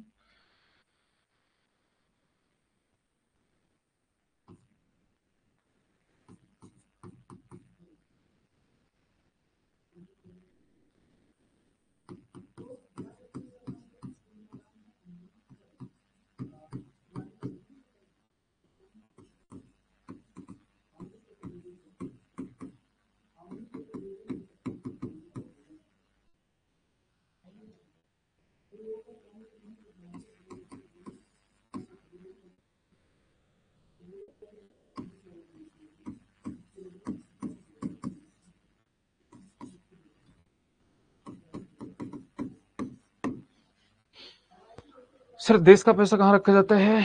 क्या वो कैश में होता है, दिलवाले मूवी की तरह बड़ी तिजोरी में रखा जाता है। सुनो, सब छोड़ो। अब देखो, यहाँ पे मजाक से हटके, ये बच्चे सारे के सारे संवैधानिक फंड होते हैं, मतलब संविधान में इनका जिक्र है। मैंने बोला संविधान में जो भी लिखा गया है वो संवैधानिक है, ठीक है, वो स्टैट्यूटरी वगैरह नहीं। स्टैट्यूटरी क्या होता है? कोई कानून द्वारा उसको स्थापित किया जाए तो उसको स्टैट्यूटरी बोलते हैं, ठीक है। संवैधानिक उसको बोलते हैं जो संविधान में जिसका उल्लेख हो। समझ में आया? तो ये तीनों के तीनों संवैधानिक हैं। मैंने आपको आर्टिकल इसलिए बता दिया कि ताकि आपको याद रहे, जब आर्टिकल है इसका मतलब संविधान में है, और संविधान में है तो संवैधानिक है, बस इतना ध्यान रखना। दूसरी बात, देश का ज्यादातर पैसा, मैं ज्यादातर क्यों बोल रहा हूं, पहले यही समझ लो, इसलिए ज्यादातर बोल रहा हूं, ठीक है। तो ज्यादातर पैसा जहां आके रखा जाता है उसको बोलते हैं consolidated fund of India, Bharat का संचित निधि। इसकी कोई कैपिंग नहीं होती, इसमें कितना पैसा आएगा कोई कैपिंग नहीं है कि मतलब इतना ही पैसा आएगा, ठीक है, कोई कैपिंग नहीं है। सुनो, दूसरी बात, और ठीक है, यहां समझ में आ गया। अब सुनो, आप देखते हो बहुत सारे लोगों की जो सैलरी होती है वो कंसोलिडेटेड फंड ऑफ इंडिया में ही नहीं होती। सिर्फ इतनी बात नहीं है कंसोलिडेटेड फंड ऑफ इंडिया में है, नहीं, कंसोलिडेटेड फंड ऑफ इंडिया पे चार्ज होती है। जो चीज चार्ज होती है इस पे, वहां पे वोटिंग होती ही नहीं है। बताओ, वहां पे वोटिंग नहीं होती, वहां पे उसको सिर्फ पास, मतलब पास करेंगे उसको उस पर डिस्कशन नहीं होगा। समझ में आया? उस पर कोई डिस्कशन नहीं करेंगे, उसको पास करना ही करना है। क्यों? अगर किसी की सैलरी पे भी डिस्कशन करने लगे तो फिर वो पद इंडिपेंडेंट नहीं रह जाएगा ना, कल को उसकी सैलरी कम कर दें। समझ में आया? तो बहुत सारी चीजें इसमें चार्ज होती हैं। क्या होती है बच्चे? चार्ज होती हैं। अब इसमें कंपलसरी जा सकता है, किस पे डिस्कशन नहीं हो सकता? एक तो जिसपे चार्ज होता है, मतलब कि जो सैलरी चार्ज होती है उस पर डिस्कशन नहीं होगा।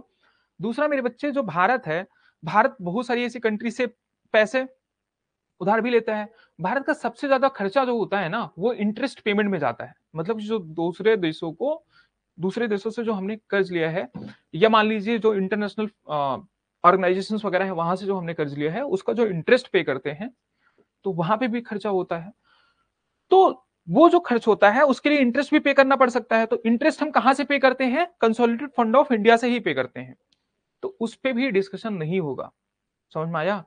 कि मतलब गवर्नमेंट की ऑटोनॉमी के लिए, पहली बात तो किसी के पद की ऑटोनॉमी के लिए, किसी पद की गरिमा के लिए, पद को सुरक्षित रखने के लिए, ठीक है, तो उनके सैलरी पे डिस्कशन नहीं होता। दूसरा मैंने क्या बोला कि गवर्नमेंट जो है, ठीक है, तो गवर्नमेंट किसी को इंटरेस्ट पे करे, मतलब भारत की संप्रभुता प्रभावित ना हो, इसके लिए भी इंटरेस्ट पे करे, तो उस पर कोई डिस्कशन ना करे, कोई विपक्ष आके फिर टांग ना अड़ाने लग जाए। तो इसलिए ये दो पॉइंट, एक तो चार्ज एक्सपेंडिचर, क्या बोलते हैं इसको? चार्ज एक्सपेंडिचर, मतलब भारित खर्चा बोलते हैं। भारित आपने सुना होगा ना हिंदी मीडियम वाले, संचित निधि पर भारित, तो चार्ज एक्सपेंडिचर, ठीक है। तो इस पे डिस्कशन नहीं होता मेरे बच्चे। आपको अगर मैं ऐसे बता देता ना कंसोलिडेटेड फंड ऑफ इंडिया का जो पैसा, आपको समझ में ही नहीं आता कि एक तो आप बता रहे हो कि कंसोलिडेटेड फंड ऑफ इंडिया से जो पैसे निकालने होंगे उस पे वोटिंग की जरूरत है। हाँ, वोटिंग कंपलसरी है, मतलब इसमें से और कोई भी पैसा आएगा, कोई भी पैसा निकालना होगा, यहां से कोई भी पैसा निकालना है, तो बताओ वोटिंग होगा कि नहीं होगा? फाइनेंशियल बिल पे वोटिंग होती थी क्या? फाइनेंशियल बिल पे भाई वोट नहीं होता है, एप्रोप्रिएशन बिल पे वोट होता है। मतलब वैसे तो पूरा बजट ही पास होता है, लेकिन फाइनेंशियल बिल पे डिस्कशन नहीं होता। क्यों? क्योंकि पैसा आ रहा है। कंसोलिडेटेड फंड में पैसा आएगा तो क्या उस पर भी वोट करके लोगे पैसा? नहीं, जब तक पार्लियामेंट पास नहीं करेगा तब तक पैसा रिसीव ही नहीं करेंगे। ये कौन सा नियम है? लेकिन जाएगा तो पास होना कंपलसरी है। समझ में आया? तो ये समझ में आया होगा। तो यहां से कोई भी पैसा निकलेगा तो पास होना कंपलसरी है, लेकिन जो चार्ज एक्सपेंडिचर होता है यहां से निकल सकता है। ठीक है, ये हो गया। सिर्फ 600+ बिलियन डॉलर ही तो कर्ज है? अच्छा, सिर्फ। और भारत का फॉरेक्स रिजर्व भी 600 बिलियन के आसपास है। क्यों जल्दी पे क्यों नहीं कर सकते? जब आप पढ़ोगे ना फाइनेंसेस, मतलब थोड़ा सा पढ़ोगे, जब आपको इकोनॉमिक्स पढ़ाऊंगा ना, बहुत जल्द स्टार्ट करूंगा इकोनॉमिक्स, हिस्ट्री भी फटाफट खत्म करेंगे, तो जब आप उसमें पढ़ोगे तब आपको समझ में आएगा कि जो मार्केट होती है, जो मार्केट होती है वो चलती कैसे है, वो कैसे काम करती है। ठीक है, सिर्फ पैसा होने से कुछ नहीं होता, बहुत सारी चीजें होती हैं। और किसके पास कर्जा नहीं है? क्या अमेरिका के पास कर्जा नहीं है या जापान के पास कर्जा नहीं है? ठीक है, तो वो एक डिफरेंट पॉइंट ऑफ व्यू है। चलो ठीक है, ये तो हो गया एक फंड। दूसरे फंड के बारे में देखो, एक होता है पब्लिक अकाउंट फंड। क्या है बताओ? Public account fund. Public account fund में जैसे मतलब विनिवेश होता है, मतलब जो भारत सरकार की मान लो कोई कंपनी है, ठीक है, जैसे एलआईसी है, एलआईसी छोड़ो, मान लो कोई भी कंपनी है, कल को अगर रेलवे का कुछ पार्ट्स अगर डिस इन्वेस्टमेंट करें, विनिवेश करें, ठीक है, मान लो किसी प्राइवेट हाथों में कुछ परसेंट दे दें, कुछ भाग दे दें, तो उससे जो पैसा आएगा वो कहां आएगा? पब्लिक अकाउंट फंड में आएगा, पहली बात। दूसरी बात मेरे बच्चे, जो स्मॉल सेविंग्स वगैरह होती हैं, जैसे पोस्ट ऑफिस में, जैसे हम लोग, हम जैसे लोग, ठीक है, आप जैसे लोग, तो जहां पे इन्वेस्टमेंट करते हैं छोटे छोटे अमाउंट, जो जैसे किसान बचत पत्र वगैरह हो गया, तो वो जो छोटी छोटी सेविंग होती है वो कहाँ पे आती है? पब्लिक अकाउंट फंड में, इसीलिए इसका नाम पब्लिक अकाउंट फंड है। ठीक है, पब्लिक अकाउंट फंड इसीलिए इसका नाम है। ठीक है, सुनो दूसरी बात, तो ये पब्लिक अकाउंट फंड हो गया। ठीक है, अब सुनो, अब यहां पे देखो, आर्टिकल 267 के अंदर कंटिजेंसी फंड ऑफ इंडिया, ठीक है, ये क्या है? ये इमरजेंसी फंड है, मतलब भारत, अब इन दोनों से पैसा चाहिए तो बिल पास होगा तभी पैसा मिलेगा, ऐसे पैसे नहीं निकाल सकते। ठीक है, लेकिन अगर कंटिजेंसी फंड ऑफ इंडिया, मान लो कोई इमरजेंसी आ गई, कोई भी इमरजेंसी आ गई और भारत सरकार को चाहिए पैसा, ठीक है, जैसे कोविड पीरियड में हुआ था। कोविड का नाम क्यों लिया मैं? एक रीजन है, मान लो कि एक स्टेटमेंट आ जाए, इसकी लिमिट है, इन दोनों की कैपिंग नहीं है, इसकी लिमिट है। इसकी लिमिट कितनी है? कोविड से पहले इसकी लिमिट कितनी थी? 500 करोड़ रुपए। इसमें कितने होते थे? 500 करोड़ रुपए तक, मतलब इमरजेंसी की सिचुएशन 500 करोड़ रुपए तक इसमें से थे, इतने पैसे निकाल सकते थे, क्योंकि कैपिंग ही इसकी इतनी थी। कोविड में इसको बढ़ा के कितना कर दिया गया बताओ? 30,000 करोड़ कर दिया गया। तो अभी इसकी कैपिंग कितनी है? 30,000 करोड़। इसको ऑपरेट कौन करता है? आपसे मैं बार बार बोल रहा हूं, जो डेप्थ में बताऊं उसको मत याद रखो, इसको ये ध्यान में रखना कि इसको प्रेसिडेंट ऑपरेट करते हैं। वैसे ऑपरेट कौन करेगा? फाइनेंस सेक्रेटरी करता है। प्रेसिडेंट की सलाह पे, लेकिन यहां से जो भी पैसा निकाला जाएगा वो प्रेसिडेंट की आज्ञा के अनुसार ही निकाला जाएगा, उससे परे नहीं निकाला जाएगा। इस बात का ध्यान रखना। समझ में आया? उम्मीद है कि तीनों फंड समझ में आए होंगे। ठीक है,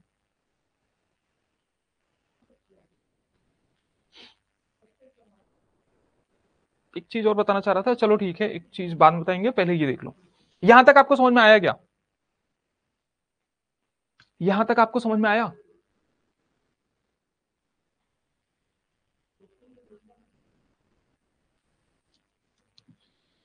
था स्टेट गवर्नमेंट की तरफ से क्या वो भी पब्लिक अकाउंट फंड में होता था? भाई चिट फंड ना, चिट फंड मतलब इसमें नहीं आएगा, और चिट फंड तो फिर चिट फंड ही हो गया। ठीक है, उसको बैंक्स मैनेज करती थी, और इस तरीके के फंड नहीं आते हैं। चिट फंड एक तरीके का अलग से ही फंड हो गया। चिट फंड का मतलब से क्या समझते हो? ठीक है, कुछ बच्चे जानते होंगे कि कमेटी इस टाइप के, इस तरीके से चीजें होती हैं। जीएसटी जो लगता है वो पब्लिक अकाउंट फंड में जाता है क्या? हाँ, मतलब मैंने आपको क्या बोला कि गवर्नमेंट के जितने भी पैसे आएंगे वो कहाँ जाएंगे बताओ? वो पब्लिक अकाउंट फंड में नहीं आएंगे, वो कंसोलिडेटेड फंड ऑफ इंडिया में आएंगे। तो इस बात का ध्यान रखना। ठीक ठीक है, जितने भी टैक्सेस वगैरह आएंगे। टैक्सेस का मेरे बच्चे एक चीज और ध्यान रखना, अगर ऐसा स्टेटमेंट आ जाए, टैक्स से याद आया कि अगर ऐसा स्टेटमेंट आ जाए कि जो लेजिस्लेचर होता है, ठीक है, जो पार्लियामेंट है, वो कोई भी टैक्स इंक्रीज नहीं कर सकती, मतलब कोई भी टैक्स वो बढ़ा नहीं सकती। ठीक है, कोई भी टैक्स बढ़ा नहीं सकती, वो टैक्स को क्या कर सकती है? सिर्फ और सिर्फ कम कर सकती है, बढ़ा नहीं सकती। ना कोई टैक्स लगा सकती है। अब आपको इसमें कंफ्यूजन होगा, लेकिन ऐसा लिखा गया है, संविधान में लिखा गया है, और कहीं नहीं लिखा गया। ठीक है, तो इसमें क्या अब आप सोचोगे अरे गवर्नमेंट तो रोज ही एक एक टैक्स लगाती है, और आप बता रहे हो कि टैक्स तो लगा ही नहीं सकती, बढ़ा ही नहीं सकती। तो ऐसा माना जाता है कि जो भी टैक्स लगता है, ठीक है, वो कौन बिल किसकी पूर्व अनुमति से पेश होता है बताओ? प्रेसिडेंट की पूर्व अनुमति से पेश होता है। Money bill, finance bill, financial bill के बारे में थोड़ा सा बताऊंगा।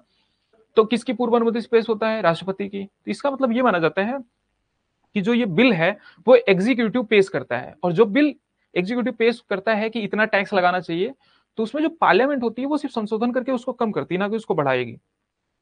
मतलब प्रेसिडेंट ने अगर कोई बिल दिया, तो फिर उसमें रिकमेंड किया कितना टैक्स लगना चाहिए, तो वो टैक्स में जो पार्लियामेंट है वो बढ़ा नहीं सकती, उसमें सिर्फ कम कर सकती है, या फिर वो उसको वैसे के वैसे संशोधित कर सकती है। तो इस बात का ध्यान रखना। ठीक है,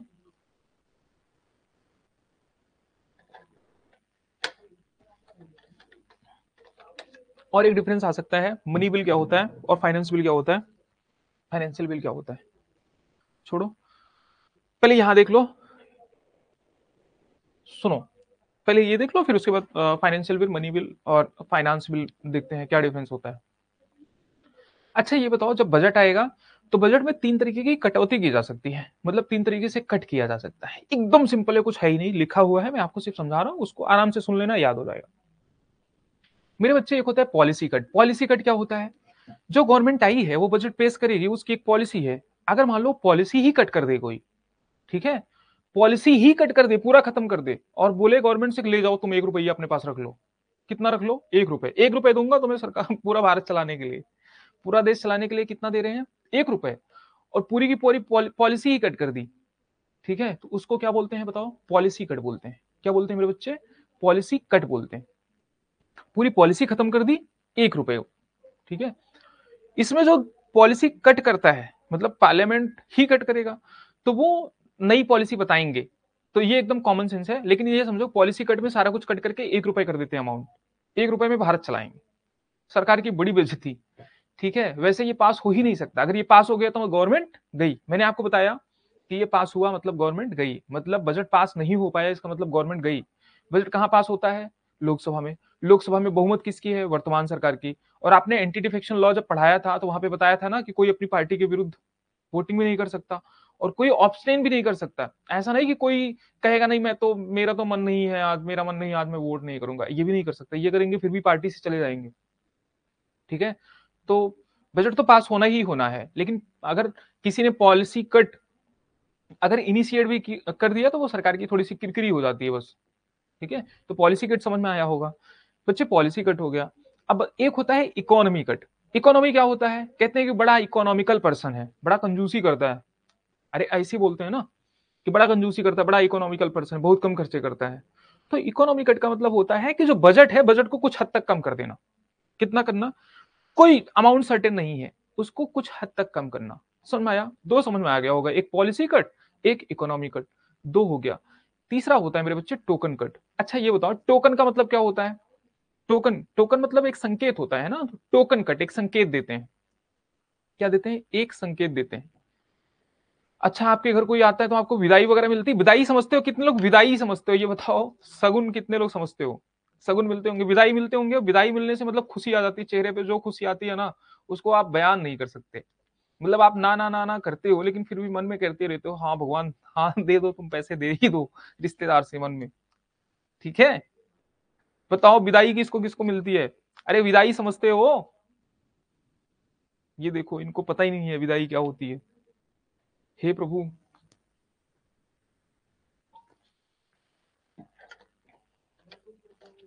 ठीक है सुनो समझो ध्यान से।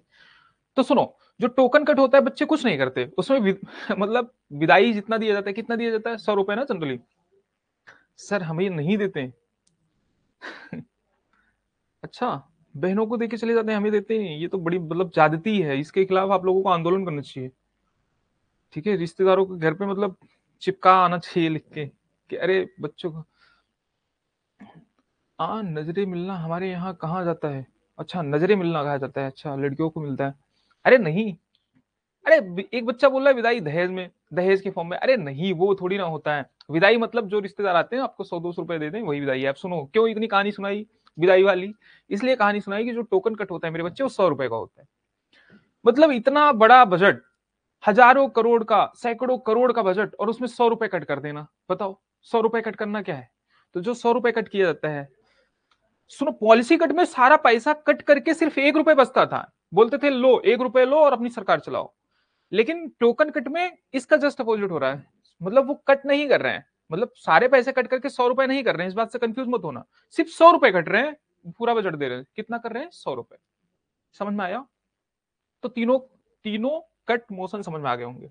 सुनो, ये कट मोशन है, यही कुछ नहीं, कुछ है नहीं, क्या ही पढ़ू इसमें। कटौती प्रस्ताव कह रही है कि लोकसभा के सदस्य द्वारा अनुदान की मांग के हिस्से के रूप में क्या होता है, वित्त विधेयक में सरकार द्वारा प्रस्तावित धन जो आवंटन होता है उसमें कुछ कटौती करना, बस और कुछ नहीं। अब देखो यहाँ पे क्या है, मैं यही तो बता रहा हूं कि कोई मोशन पास ही नहीं हो सकता जो कट पॉलिसी इकोनॉमी कुछ नहीं पास होगा। सुन में आया?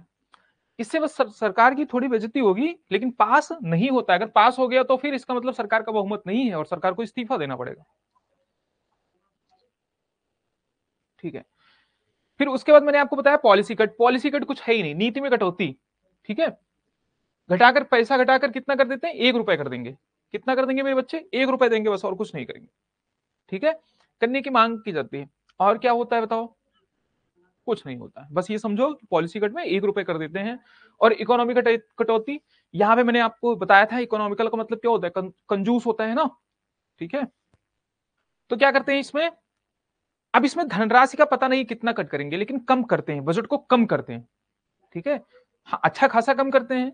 ठीक है, अब आप बोलोगे कितना, मतलब 100 करोड़ है तो कितना कम कर देंगे? अरे मतलब ऐसा निर्धारित नहीं है, लेकिन अच्छा खासा कम करते हैं। ठीक है, और बच्चे टोकन कट, टोकन कट कितना कट करते हैं बताओ? यहाँ पे लिखा है? नहीं लिखा है तो 100 रुपए। हाँ, प्रतीकात्मक, सिर्फ 100 रुपए कम करते हैं बस। ठीक है, जैसे मान लो 500 करोड़ का बजट है तो उसमें से 100 रुपए कट कर देंगे। बताओ 100 रुपए कट करने से कुछ होगा? नहीं होगा। लेकिन फिर भी देखो, ये संचित निधि है, मतलब कंसोलिडेटेड फंड ऑफ इंडिया है, इसके बारे में मैंने आपको बता ही दिया, कुछ इसमें एक्स्ट्रा है नहीं। कह रहे प्रत्यक्ष और अप्रत्यक्ष करो, उधार, ऋण प्राप्तियों और पुनर्भुगतान। समझ में आया? वो जीएसटी वीएसटी जो बच्चा पूछ रहा था, सारी चीजें लिखी हैं। कहाँ पे आएगा? कंसोलिडेटेड फंड ऑफ इंडिया में। ठीक है, वैसे ही कंटिजेंसी फंड, तो कंटिजेंसी फंड समझ में आया? कंटिजेंसी फंड 267 एक क्लॉज, मतलब सब क्लॉज एक में स्टेट के लिए है, 267 में है। ठीक है, ये स्टेट के लिए है। मैंने आपको क्या बताया कि 267 सब क्लॉज एक में स्टेट के लिए है, वैसे 267 में इंडिया के लिए। मतलब तीन के तीनों फंड जो है वो स्टेट में भी हैं और राज्यों में भी हैं, इस बात का ध्यान रखना। तो भारतीय आकस्मिकता निधि क्या है? एक विशेष निधि है जिसमें भारत के राष्ट्रपति द्वारा अधिकृत वित्त सचिव, आपको जनरली ये मिलेगा नहीं, ये तो मैंने ऐसे ही डाला है अपनी मर्जी से, मतलब मर्जी से क्या होता ही है, जो फाइनेंस सेक्रेटरी होता है ना वो ऑपरेट करते हैं, समझ में आया? और किसकी आज्ञा से ऑपरेट करते हैं? प्रेसिडेंट की आज्ञा से। लेकिन सुनो, इसको ऐसा नहीं कि पैसे निकाल लिए तो फिर किसी से पूछना नहीं है, पैसे ले लिए आकस्मिकता से, लेकिन पैसे बाद में तो पास ही करवाना है। बाकी में क्या होता था, बिना पास किए पैसे मिल ही नहीं सकते। इसमें क्या होगा, चलो तुम्हें जरूरत पड़ी तुम पैसे ले लो, लेकिन बाद में तो पास करवाना ही है कि तुमने इतने पैसे लिए थे।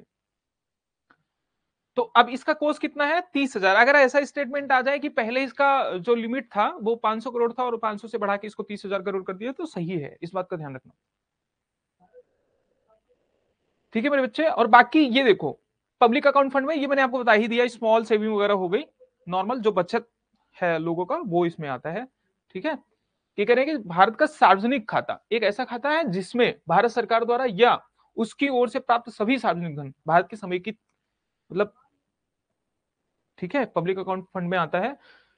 सुनो, सरकार को इस खाते में अग्रिम भुगतान करने के लिए संसद की अनुमति की आवश्यकता नहीं होती। ठीक है, तो इसमें भी आवश्यकता नहीं है। ठीक है, ये एग्जीक्यूटिव के अंतर्गत ही रहता है। ठीक है, ये एग्जीक्यूटिव के अंतर्गत ही रहता है। कंसोलिडेटेड फंड ऑफ इंडिया से पैसे निकालने के लिए किसकी आवश्यकता रहेगी? ठीक है, कोई भी बिल आएगा वहां से पास होगा तभी जाएगा। मान लो बजट है, ठीक है, तो बजट में कुछ चीजें आएंगी, ठीक है, और कुछ चीजें जाएंगी। ठीक है, तो जब जाने की बारी आएगी ना कंसोलिडेटेड फंड ऑफ इंडिया से, तो पैसे मतलब पास करवाना बहुत जरूरी है। पब्लिक अकाउंट फंड में क्या होता है, एग्जीक्यूटिव के अंडर होता है। ठीक है, तो यहां पे वोटिंग की जरूरत नहीं होती। ठीक है, इसकी जो कस्टडी होती है इस बात का ध्यान रखना कि आरबीआई के पास होती है। ठीक है, कस्टडी किसके पास होती है? आरबीआई के पास होती है, लेन देन वो सारा मेंटेन करते हैं, तो इस बात का ध्यान रखना। ठीक है, बजट के बारे में मैंने आपको बता ही दिया, क्या ही बताया, यहां पे देखो। ठीक है, तो इस बात का ध्यान रखना।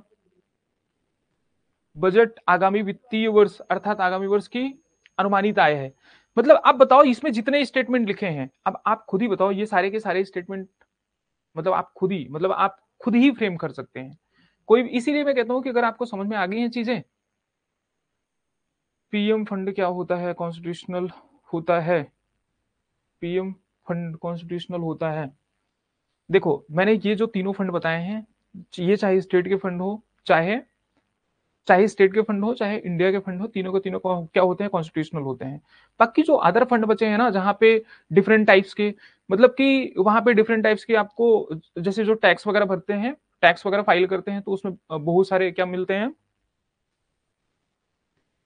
टैक्स बेनिफिट वगैरह मिलते हैं। ठीक है, एटीसी, 1010D, तो ये सारी चीजें मिलती हैं। तो जो वो उस टाइप के फंड होते हैं वो सारे के सारे स्टैट्यूटरी फंड होते हैं। ठीक है, नॉर्मल फंड होते हैं जिसको सिर्फ एक कानून से बना दिया गया है। जो चीज कानून से बनाया गया है, जिसके बारे में संविधान में नहीं लिखा गया है, वो संवैधानिक फंड नहीं है। ठीक है, मेरा बच्चा बोल रहा है क्लास का टाइम क्या है? अच्छा, अभी टाइम हुआ कहाँ है, तुम टाइम पूछने लग गए। तो बताओ, वापस से एक प्रश्न पूछ रहा हूं मैं, तो बजट कहां पे दिए गए बताओ? बजट शब्द का उल्लेख, मैं कथन सही बोल रहा हूं ना? बजट शब्द का उल्लेख कहां किया गया है? भारतीय संविधान के अनुच्छेद 112 में। सही है गलत? यहां लिखा तो गया भारतीय संविधान में बजट शब्द का प्रयोग 112 में किया गया है। सही है ना बच्चे? क्या बोले यहाँ पे देखो, यूनियन बजट ऑफ इंडिया और द एनुअल फाइनेंशियल स्टेटमेंट, इसी को बोलते हैं।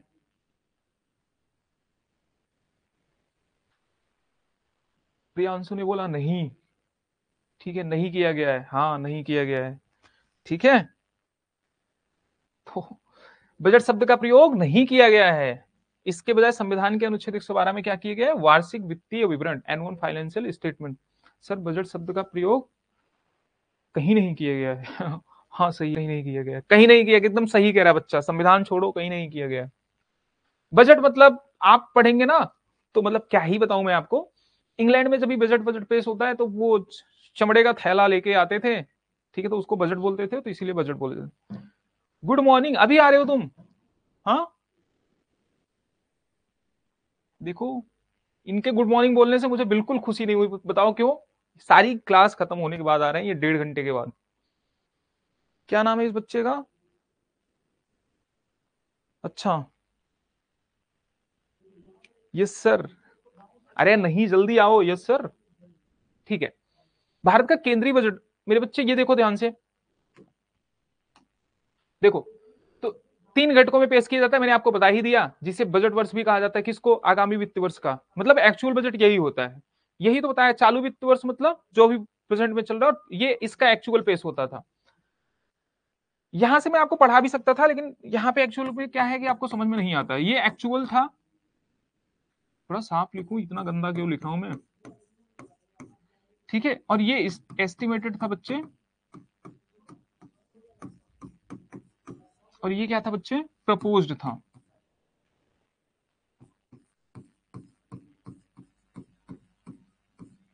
प्रपोज मतलब समझते हो, मतलब अभी सामने रखा है, बजट सामने रखा है, प्रपोज किया है, ये सामने रख दिया है, पास भी हो गया, लेकिन एस्टिमेट बना के दिया है, और ये क्या है? एक्चुअल है। ठीक है, अच्छा ये बताओ, ये क्रम सही है कि गलत है? इसमें कुछ गलत है, मैं गलत भी दे सकता हूं, बताओ। ऐसे ही पेश होता है बजट, या कुछ इसमें होता है? बजट में, बजट ऐसे ही पेश होता है, या इसमें कुछ इशू है? मैं गलत भी दे सकता हूं, इस बात का ध्यान रखना। तो बताओ, ये क्रम सही है, या इसको अगर मान लो अरेंज करना है तो कैसे अरेंज करोगे?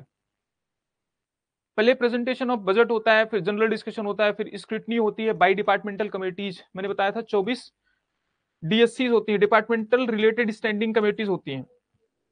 फिर वोट होता है, वोटिंग ऑन डिमांड्स का मतलब कुछ नहीं होता है वो, मतलब कि सारी चीज जो खर्चे होते हैं ना, सब पे अलग अलग वोटिंग होती है। ठीक है, तो और उसके बाद पासिंग ऑफ एप्रोप्रिएशन बिल, फिर पासिंग ऑफ फाइनेंशियल बिल, मतलब बजट हो गया पास। तो ये बताओ, ये क्रम सही है या इसमें कुछ गलती है? हाँ, रटना नहीं है, आपने एक बार क्लास देख ली ना, तो पूछ ले दो उनको, कुछ भी दे दें।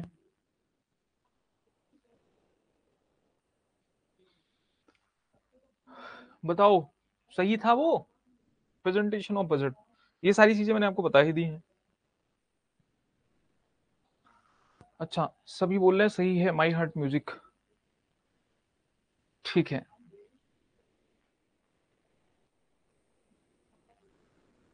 ठीक है बच्चे, ठीक है, समझ में आया?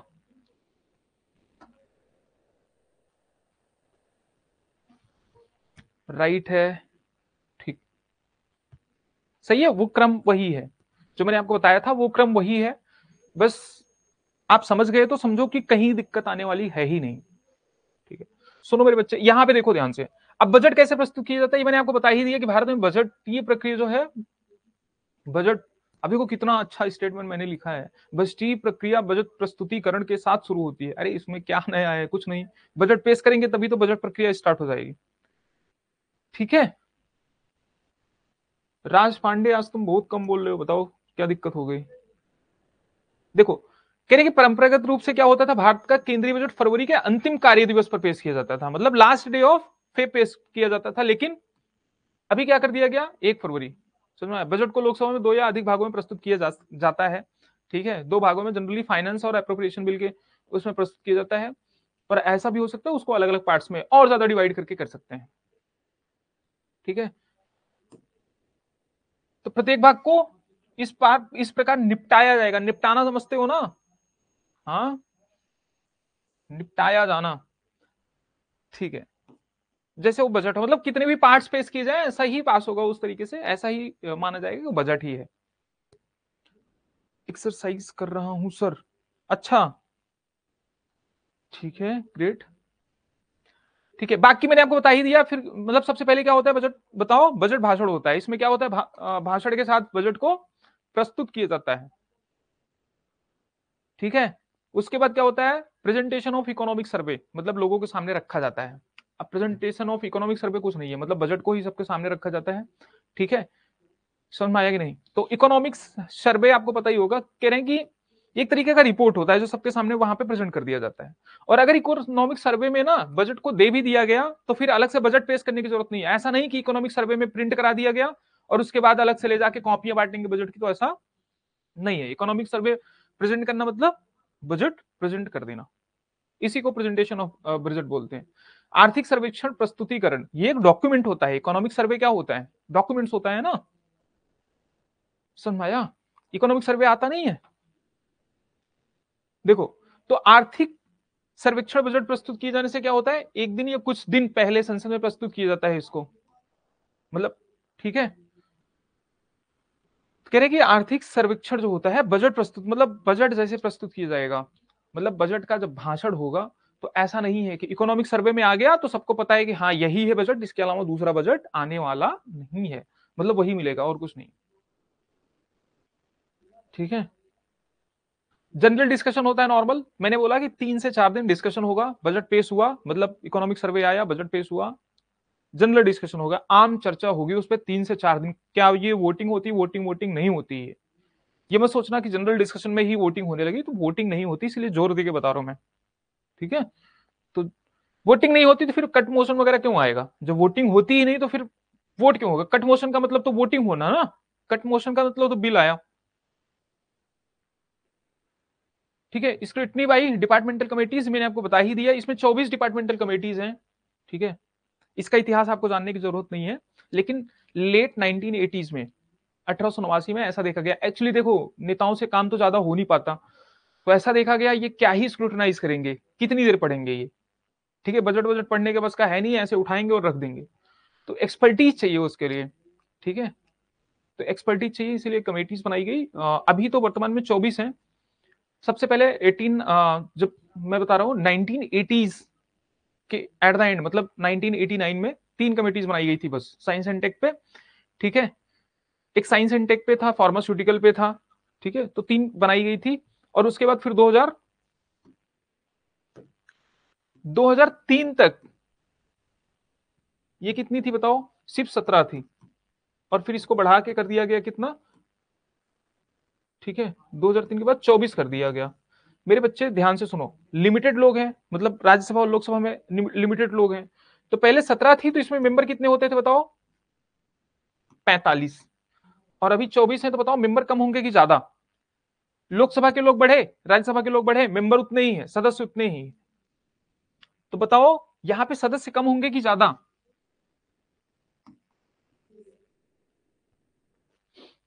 समझ में आया? हाँ, कम होंगे बिल्कुल। किस बच्चे ने बताया? ठीक है, शिवम कुमार ने बताया 31, बिल्कुल करेक्ट। हाँ बिल्कुल बच्चे। तो अभी कितने हो गए? 31। तो ऐसा अगर स्टेटमेंट आ जाए, वैसे स्टेटमेंट ऐसा नहीं पूछे, मतलब यूपीएससी जनरली उन मुद्दों पर क्वेश्चन नहीं पूछती है जो इररिलेवेंट हो गए हैं, मतलब जो पुराना बीत गया। जैसे सिटीजनशिप में बता रहा था मैं, तो आर्टिकल 5, 6, 7, 8 पे क्वेश्चन नहीं पूछते हैं। ठीक है बच्चे। तो बजटीय प्रक्रिया में क्या होता है, बजट पर सामान्य चर्चा समाप्त होने के बाद क्या होता है, संसद के दोनों सदनों को लगभग 3 से 4 सप्ताह के लिए क्या कर दिया जाता है? स्थगित कर दिया जाता है। क्या बताया था? 3 से 4 दिन जनरल डिस्कशन हुआ, उसके बाद 3 से 4 सप्ताह के लिए क्या कर देंगे बताओ? 3 से 4 वीक के लिए इसको स्थगित कर देंगे। उसके बाद क्या होगा फिर? डिपार्टमेंटल, अब सभा जो है वो स्थगित हो गई है, लेकिन डिपार्टमेंटल स्टैंडिंग कमेटीज जो है वो क्या कर रही हैं? अपना स्क्रूटनी कर रही हैं, वो अपना पढ़ाई उनकी चालू है। पढ़ाई मतलब किसकी? बजट की, कक्षा 2, 3 की नहीं। ठीक है। तो जो डीएससी होती है वो अपना करती रहती हैं। ये मैंने आपको बता ही दिया। वोटिंग ऑन डिमांड्स, ये आपको मैंने समझा ही दिया। ठीक है। डिमांड ग्रांट्स जो है, ठीक है। तो based on reports of departmental standing committees, the parliament, Lok Sabha takes of voting on demands, मतलब फिर वोटिंग ऑन डिमांड्स चलता रहता है। क्यों भाई? उसको पढ़ने में टाइम लगेगा, मतलब चीजों को देखने में, स्क्रूटनाइज करने में टाइम लगता है, इसलिए वोट ऑन डिमांड पास हो जाता है। अभी वोट ऑन डिमांड पास हो रहा है? नहीं, अभी वोट ऑन डिमांड पास नहीं हो रहा है। रीजन मैंने आपको समझा दिया, फरवरी में आया तो ये एक्सपेंडिचर चल ही रहा है। ठीक है। यहाँ पे जो खर्चे चलने हैं वो पिछले फाइनेंशियल ईयर में भी पास हो गया है। ठीक है। हाँ, अगर लेट हो गया तो फिर ऐसा कसम नहीं खा रखा इन्होंने कि नहीं वोटिंग ऑन डिमांड खत्म कर दिया, कोई रिजोल्यूशन लाया और खत्म कर दिया, ऐसा कुछ नहीं है। समझ में आया? ठीक है। तो क्या मांगे का अनुदान बन जाती है? ठीक है, कुछ नहीं है। ठीक है। डिमांड और ग्रांट में कितना क्या मतलब है? डिमांड एकदम सिंपल, आप क्या सर स्थगित मतलब क्या हुआ? मेरे बच्चे स्थगित मतलब ये हुआ सिंपली कि जैसे मैंने आपको बताया था ना, सब मतलब ये जो लोकसभा है ये दोनों ही सदन है, चाहे वो लोकसभा हो राज्यसभा हो, उसमें जब सत्र चलते रहते हैं तो उस सत्र को कुछ दिन के लिए मतलब स्पीकर क्या बोलेंगे कि अब आप लोग आना, मतलब आज कितनी तारीख है मान लो 15 दिसंबर है, तो स्पीकर बोलेंगे अब तुम लोग आना चलो 15 जनवरी को। कब आना? 15 जनवरी को। तो बताओ एक टाइम के लिए इसको स्थगित कर दिया कि नहीं? ठीक है, इसी को स्थगित बोलते हैं और कुछ नहीं। अब एक बच्चा पूछ रहा है कि वोटिंग ऑन डिमांड क्या है। ठीक है, देखो सुनो मैं बता रहा हूं वोटिंग ऑन डिमांड क्या है मेरे बच्चे। जब देखो चाहे वो एप्रोप्रिएशन बिल आया तो उसमें डिमांड होती है ना, ठीक है, तो डिमांड अलग अलग पॉइंट्स पे डिमांड होगी। मान लो ए है, ए में इतना पैसा चाहिए, बी में इतना चाहिए, सी में इतना चाहिए, तो इस तरीके से डिमांड होते हैं इनके। तो इस पे क्या होगी फिर वोटिंग होती है। बजट ऐसे ही पास होता है, ऐसा नहीं कि एक डॉक्यूमेंट आया उसी पे पास हो गया। तो अलग अलग जो चीजें होती है वो सब पे अलग अलग पास होता है। ठीक है, अलग अलग देखते हैं उसको पास करते हैं। तो अब सुनो, इसको रब करूंगा क्योंकि ये गंदा दिख रहा है तो इसलिए अच्छे से समझ लेना। देखो मेरी बात सुनो, तो मान लो ये डिमांड किया इन्होंने कि इनको ए पे इतने अमाउंट चाहिए, तो जैसे ही पास हुआ ये ग्रांट बन जाता है। बस कुछ है ही नहीं। डिमांड और ग्रांट में फर्क तो आपको पता ही होगा, समझ में आया? तो वोटिंग होता है और फिर उसके बाद क्या हो जाता है, ग्रांट बन जाता है। ठीक है, मतलब बजट में अगर इन्होंने डिमांड किया कि इनको कुछ पैसे चाहिए और हर चीज पे अलग अलग, कि मान लीजिए डिफेंस के लिए इतना खर्चा चाहिए, ठीक है, फाइनेंस पे इतना काम करना है, ठीक है, जीडीपी के लिए कुछ अलग से कदम उठाने हैं, ठीक है, तो अलग अलग चोचले होते हैं इनके, तो उसपे पैसे चाहिए। अरे नहीं, वेलफेयर में भी काम करते हैं, ऐसा नहीं कि सिर्फ ऐसा ही। ठीक है, तो ये होता है डिमांड और कुछ नहीं होता है डिमांड। ठीक है, मैंने पहले ही बोला था मैं इसको वो करूंगा। तो कह रहे हैं कि संसद की विभागीय अस्थायी समितियों की रिपोर्ट के आधार पर क्या करते हैं, लोकसभा बजटीय प्रक्रिया में अनुदानों की मांग पर मतदान करती है। मतदान कौन करेगा? डिपार्टमेंटल स्टैंडिंग कमेटी मतदान नहीं करेगी। वो क्यों करेगी? वो तो लोकसभा करेगी ना। हाँ, डिमांड पास होने के बाद ग्रांट बन जाता है। अब आप बताओ डिमांड क्या होती है? डिमांड मतलब किसी से डिमांड करना, और अगर उसने बोल दिया हाँ चलो, जैसे आपके पापा है मान लो, अब उनसे पैसे लेने हैं, ठीक है, आपके पापा हैं उनसे पैसे लेने हैं, आपने उनसे पैसे मांगे मतलब आपने डिमांड किया और उन्होंने कह दिया हाँ चलो दे देंगे, तो क्या बन गया बताओ? ग्रांट बन गया। दे ही नहीं दिया, जरूरी नहीं तुरंत पैसे दे ही दिए, समझ में आया? तो वो क्या बन जाता है? ग्रांट बन जाता है। ठीक है,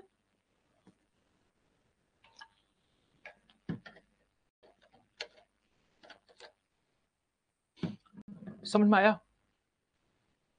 ठीक है, तो द डिमांड्स ये मिनिस्ट्री वाइज प्रेजेंट किया जाता है, कौन सी मिनिस्ट्री में कितने पैसे चाहिए। ठीक है, तो वोटिंग ऑफ डिमांड्स मतलब ये किसका प्रिविलेज होता है? लोकसभा का। राज्यसभा से इनसे बहुत ज्यादा मतलब है नहीं। राज्यसभा मैंने क्या बताया, वो सिर्फ सजेशन दे सकता है।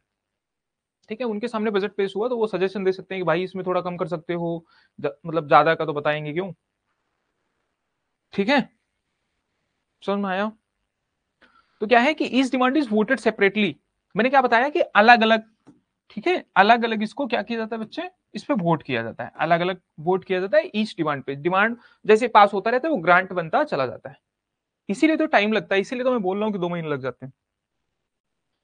तो वोटिंग ऑन डिमांड क्या होता है? For grants by the Lok Sabha is confined to the क्या, votable part of the budget in the budgetary process. मतलब ये बजटरी प्रोसेस में ऐसा होता रहता है। एक्सपेंडिचर चार्ज क्या होता है? Consolidated fund of India can only, हाँ ये देखो इंपॉर्टेंट पॉइंट बताया है, ऐसा नहीं बताया नहीं, इंपॉर्टेंट पॉइंट बोलोगे गुरुजी बताए भूल गए थे। देखो, तो क्या करें कि एक्सपेंडिचर चार्ज, समझ में आया? कंसोलिडेटेड फंड ऑफ इंडिया पे एक्सपेंडिचर चार्ज बताया था। अब देखो क्या लिखा है, to the consolidated fund of India can only be discussed by the Lok Sabha. सिर्फ डिस्कस होगा उस पर, सिर्फ डिस्कस होगा, बट नॉट क्या सबमिटेड टू वोट। उस पर वोटिंग वोटिंग नहीं होगा। समझ में आया? बिना वोट किए वो पास हो ही जाएगा। तो बजटीय प्रक्रिया में अनुदान की मांग पर क्या, मतदान के संबंध में निम्नलिखित बिंदुओं पर हाँ ध्यान दे लो। तो ये तो बताया ही कि मंत्रालयवार पास प्रस्तुत होता है और कुछ नहीं। अच्छा ये बताओ, ये बताया मैंने, बताओ, चलो अब बताओ सिंपल, पॉलिसी कट क्या होता है? फटाफट बताओ, मतलब 1 मिनट में बताओ। 1 मिनट तो बहुत ज्यादा टाइम हो गया, सेकंड्स बताओ, पॉलिसी कट क्या होता है? ये मैंने पूछने के लिए रखा है, कोई इस पे वो नहीं। अच्छा, कोई बच्चा मुझे गिलोटिन बताएगा? हाँ, गिलोटिन क्या होता है बताओगे कोई? बताओ फटाफट।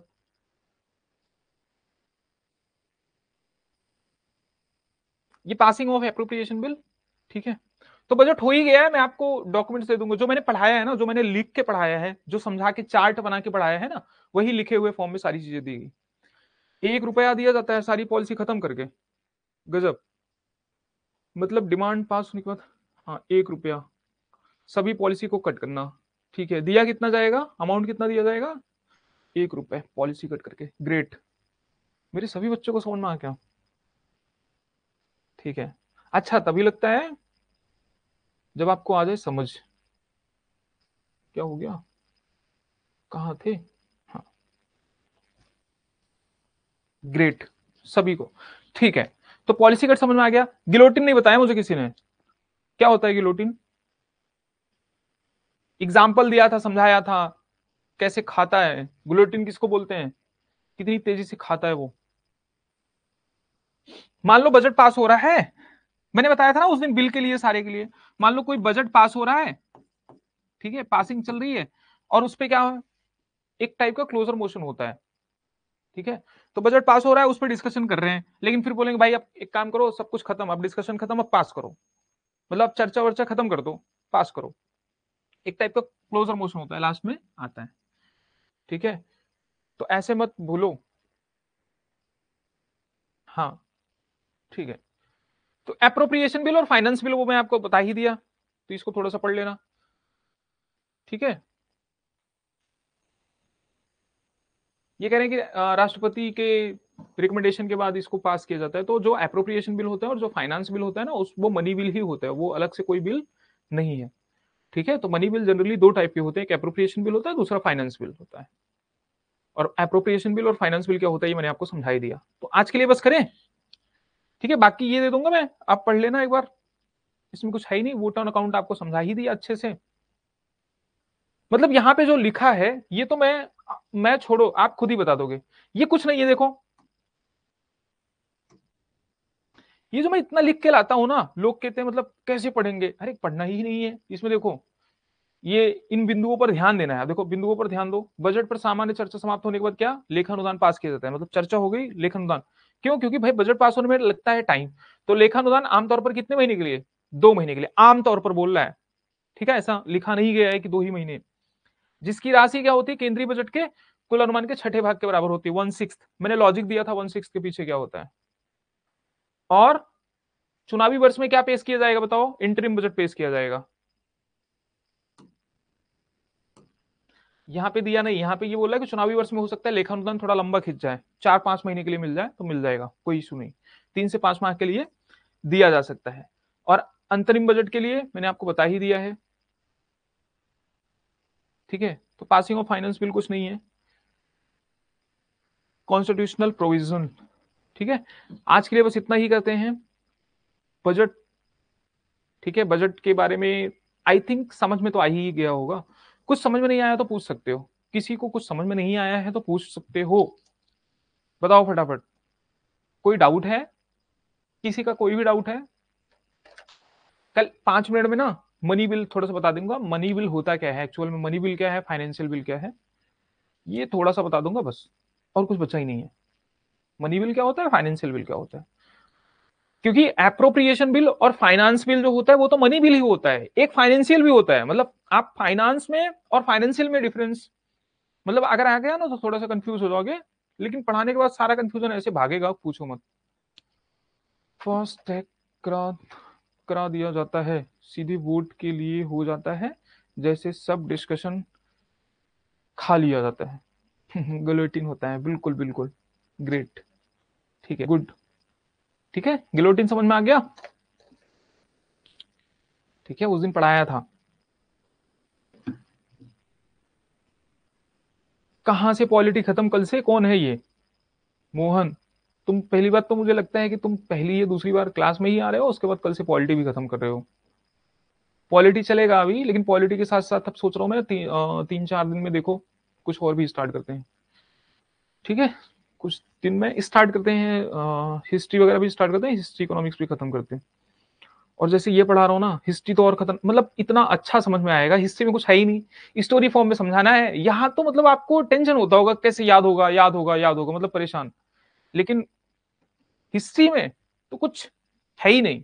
और इकोनॉमिक्स तो इससे सिंपल है, इकोनॉमिक्स सिर्फ इसलिए टफ लगता है तुम्हें टर्म नहीं पता है, बस, बाकी कुछ है नहीं। चलो ठीक है, बाय। सभी लोग अपना ख्याल रखो और पढ़ो। ठीक है, ठीक है, चलो बाय।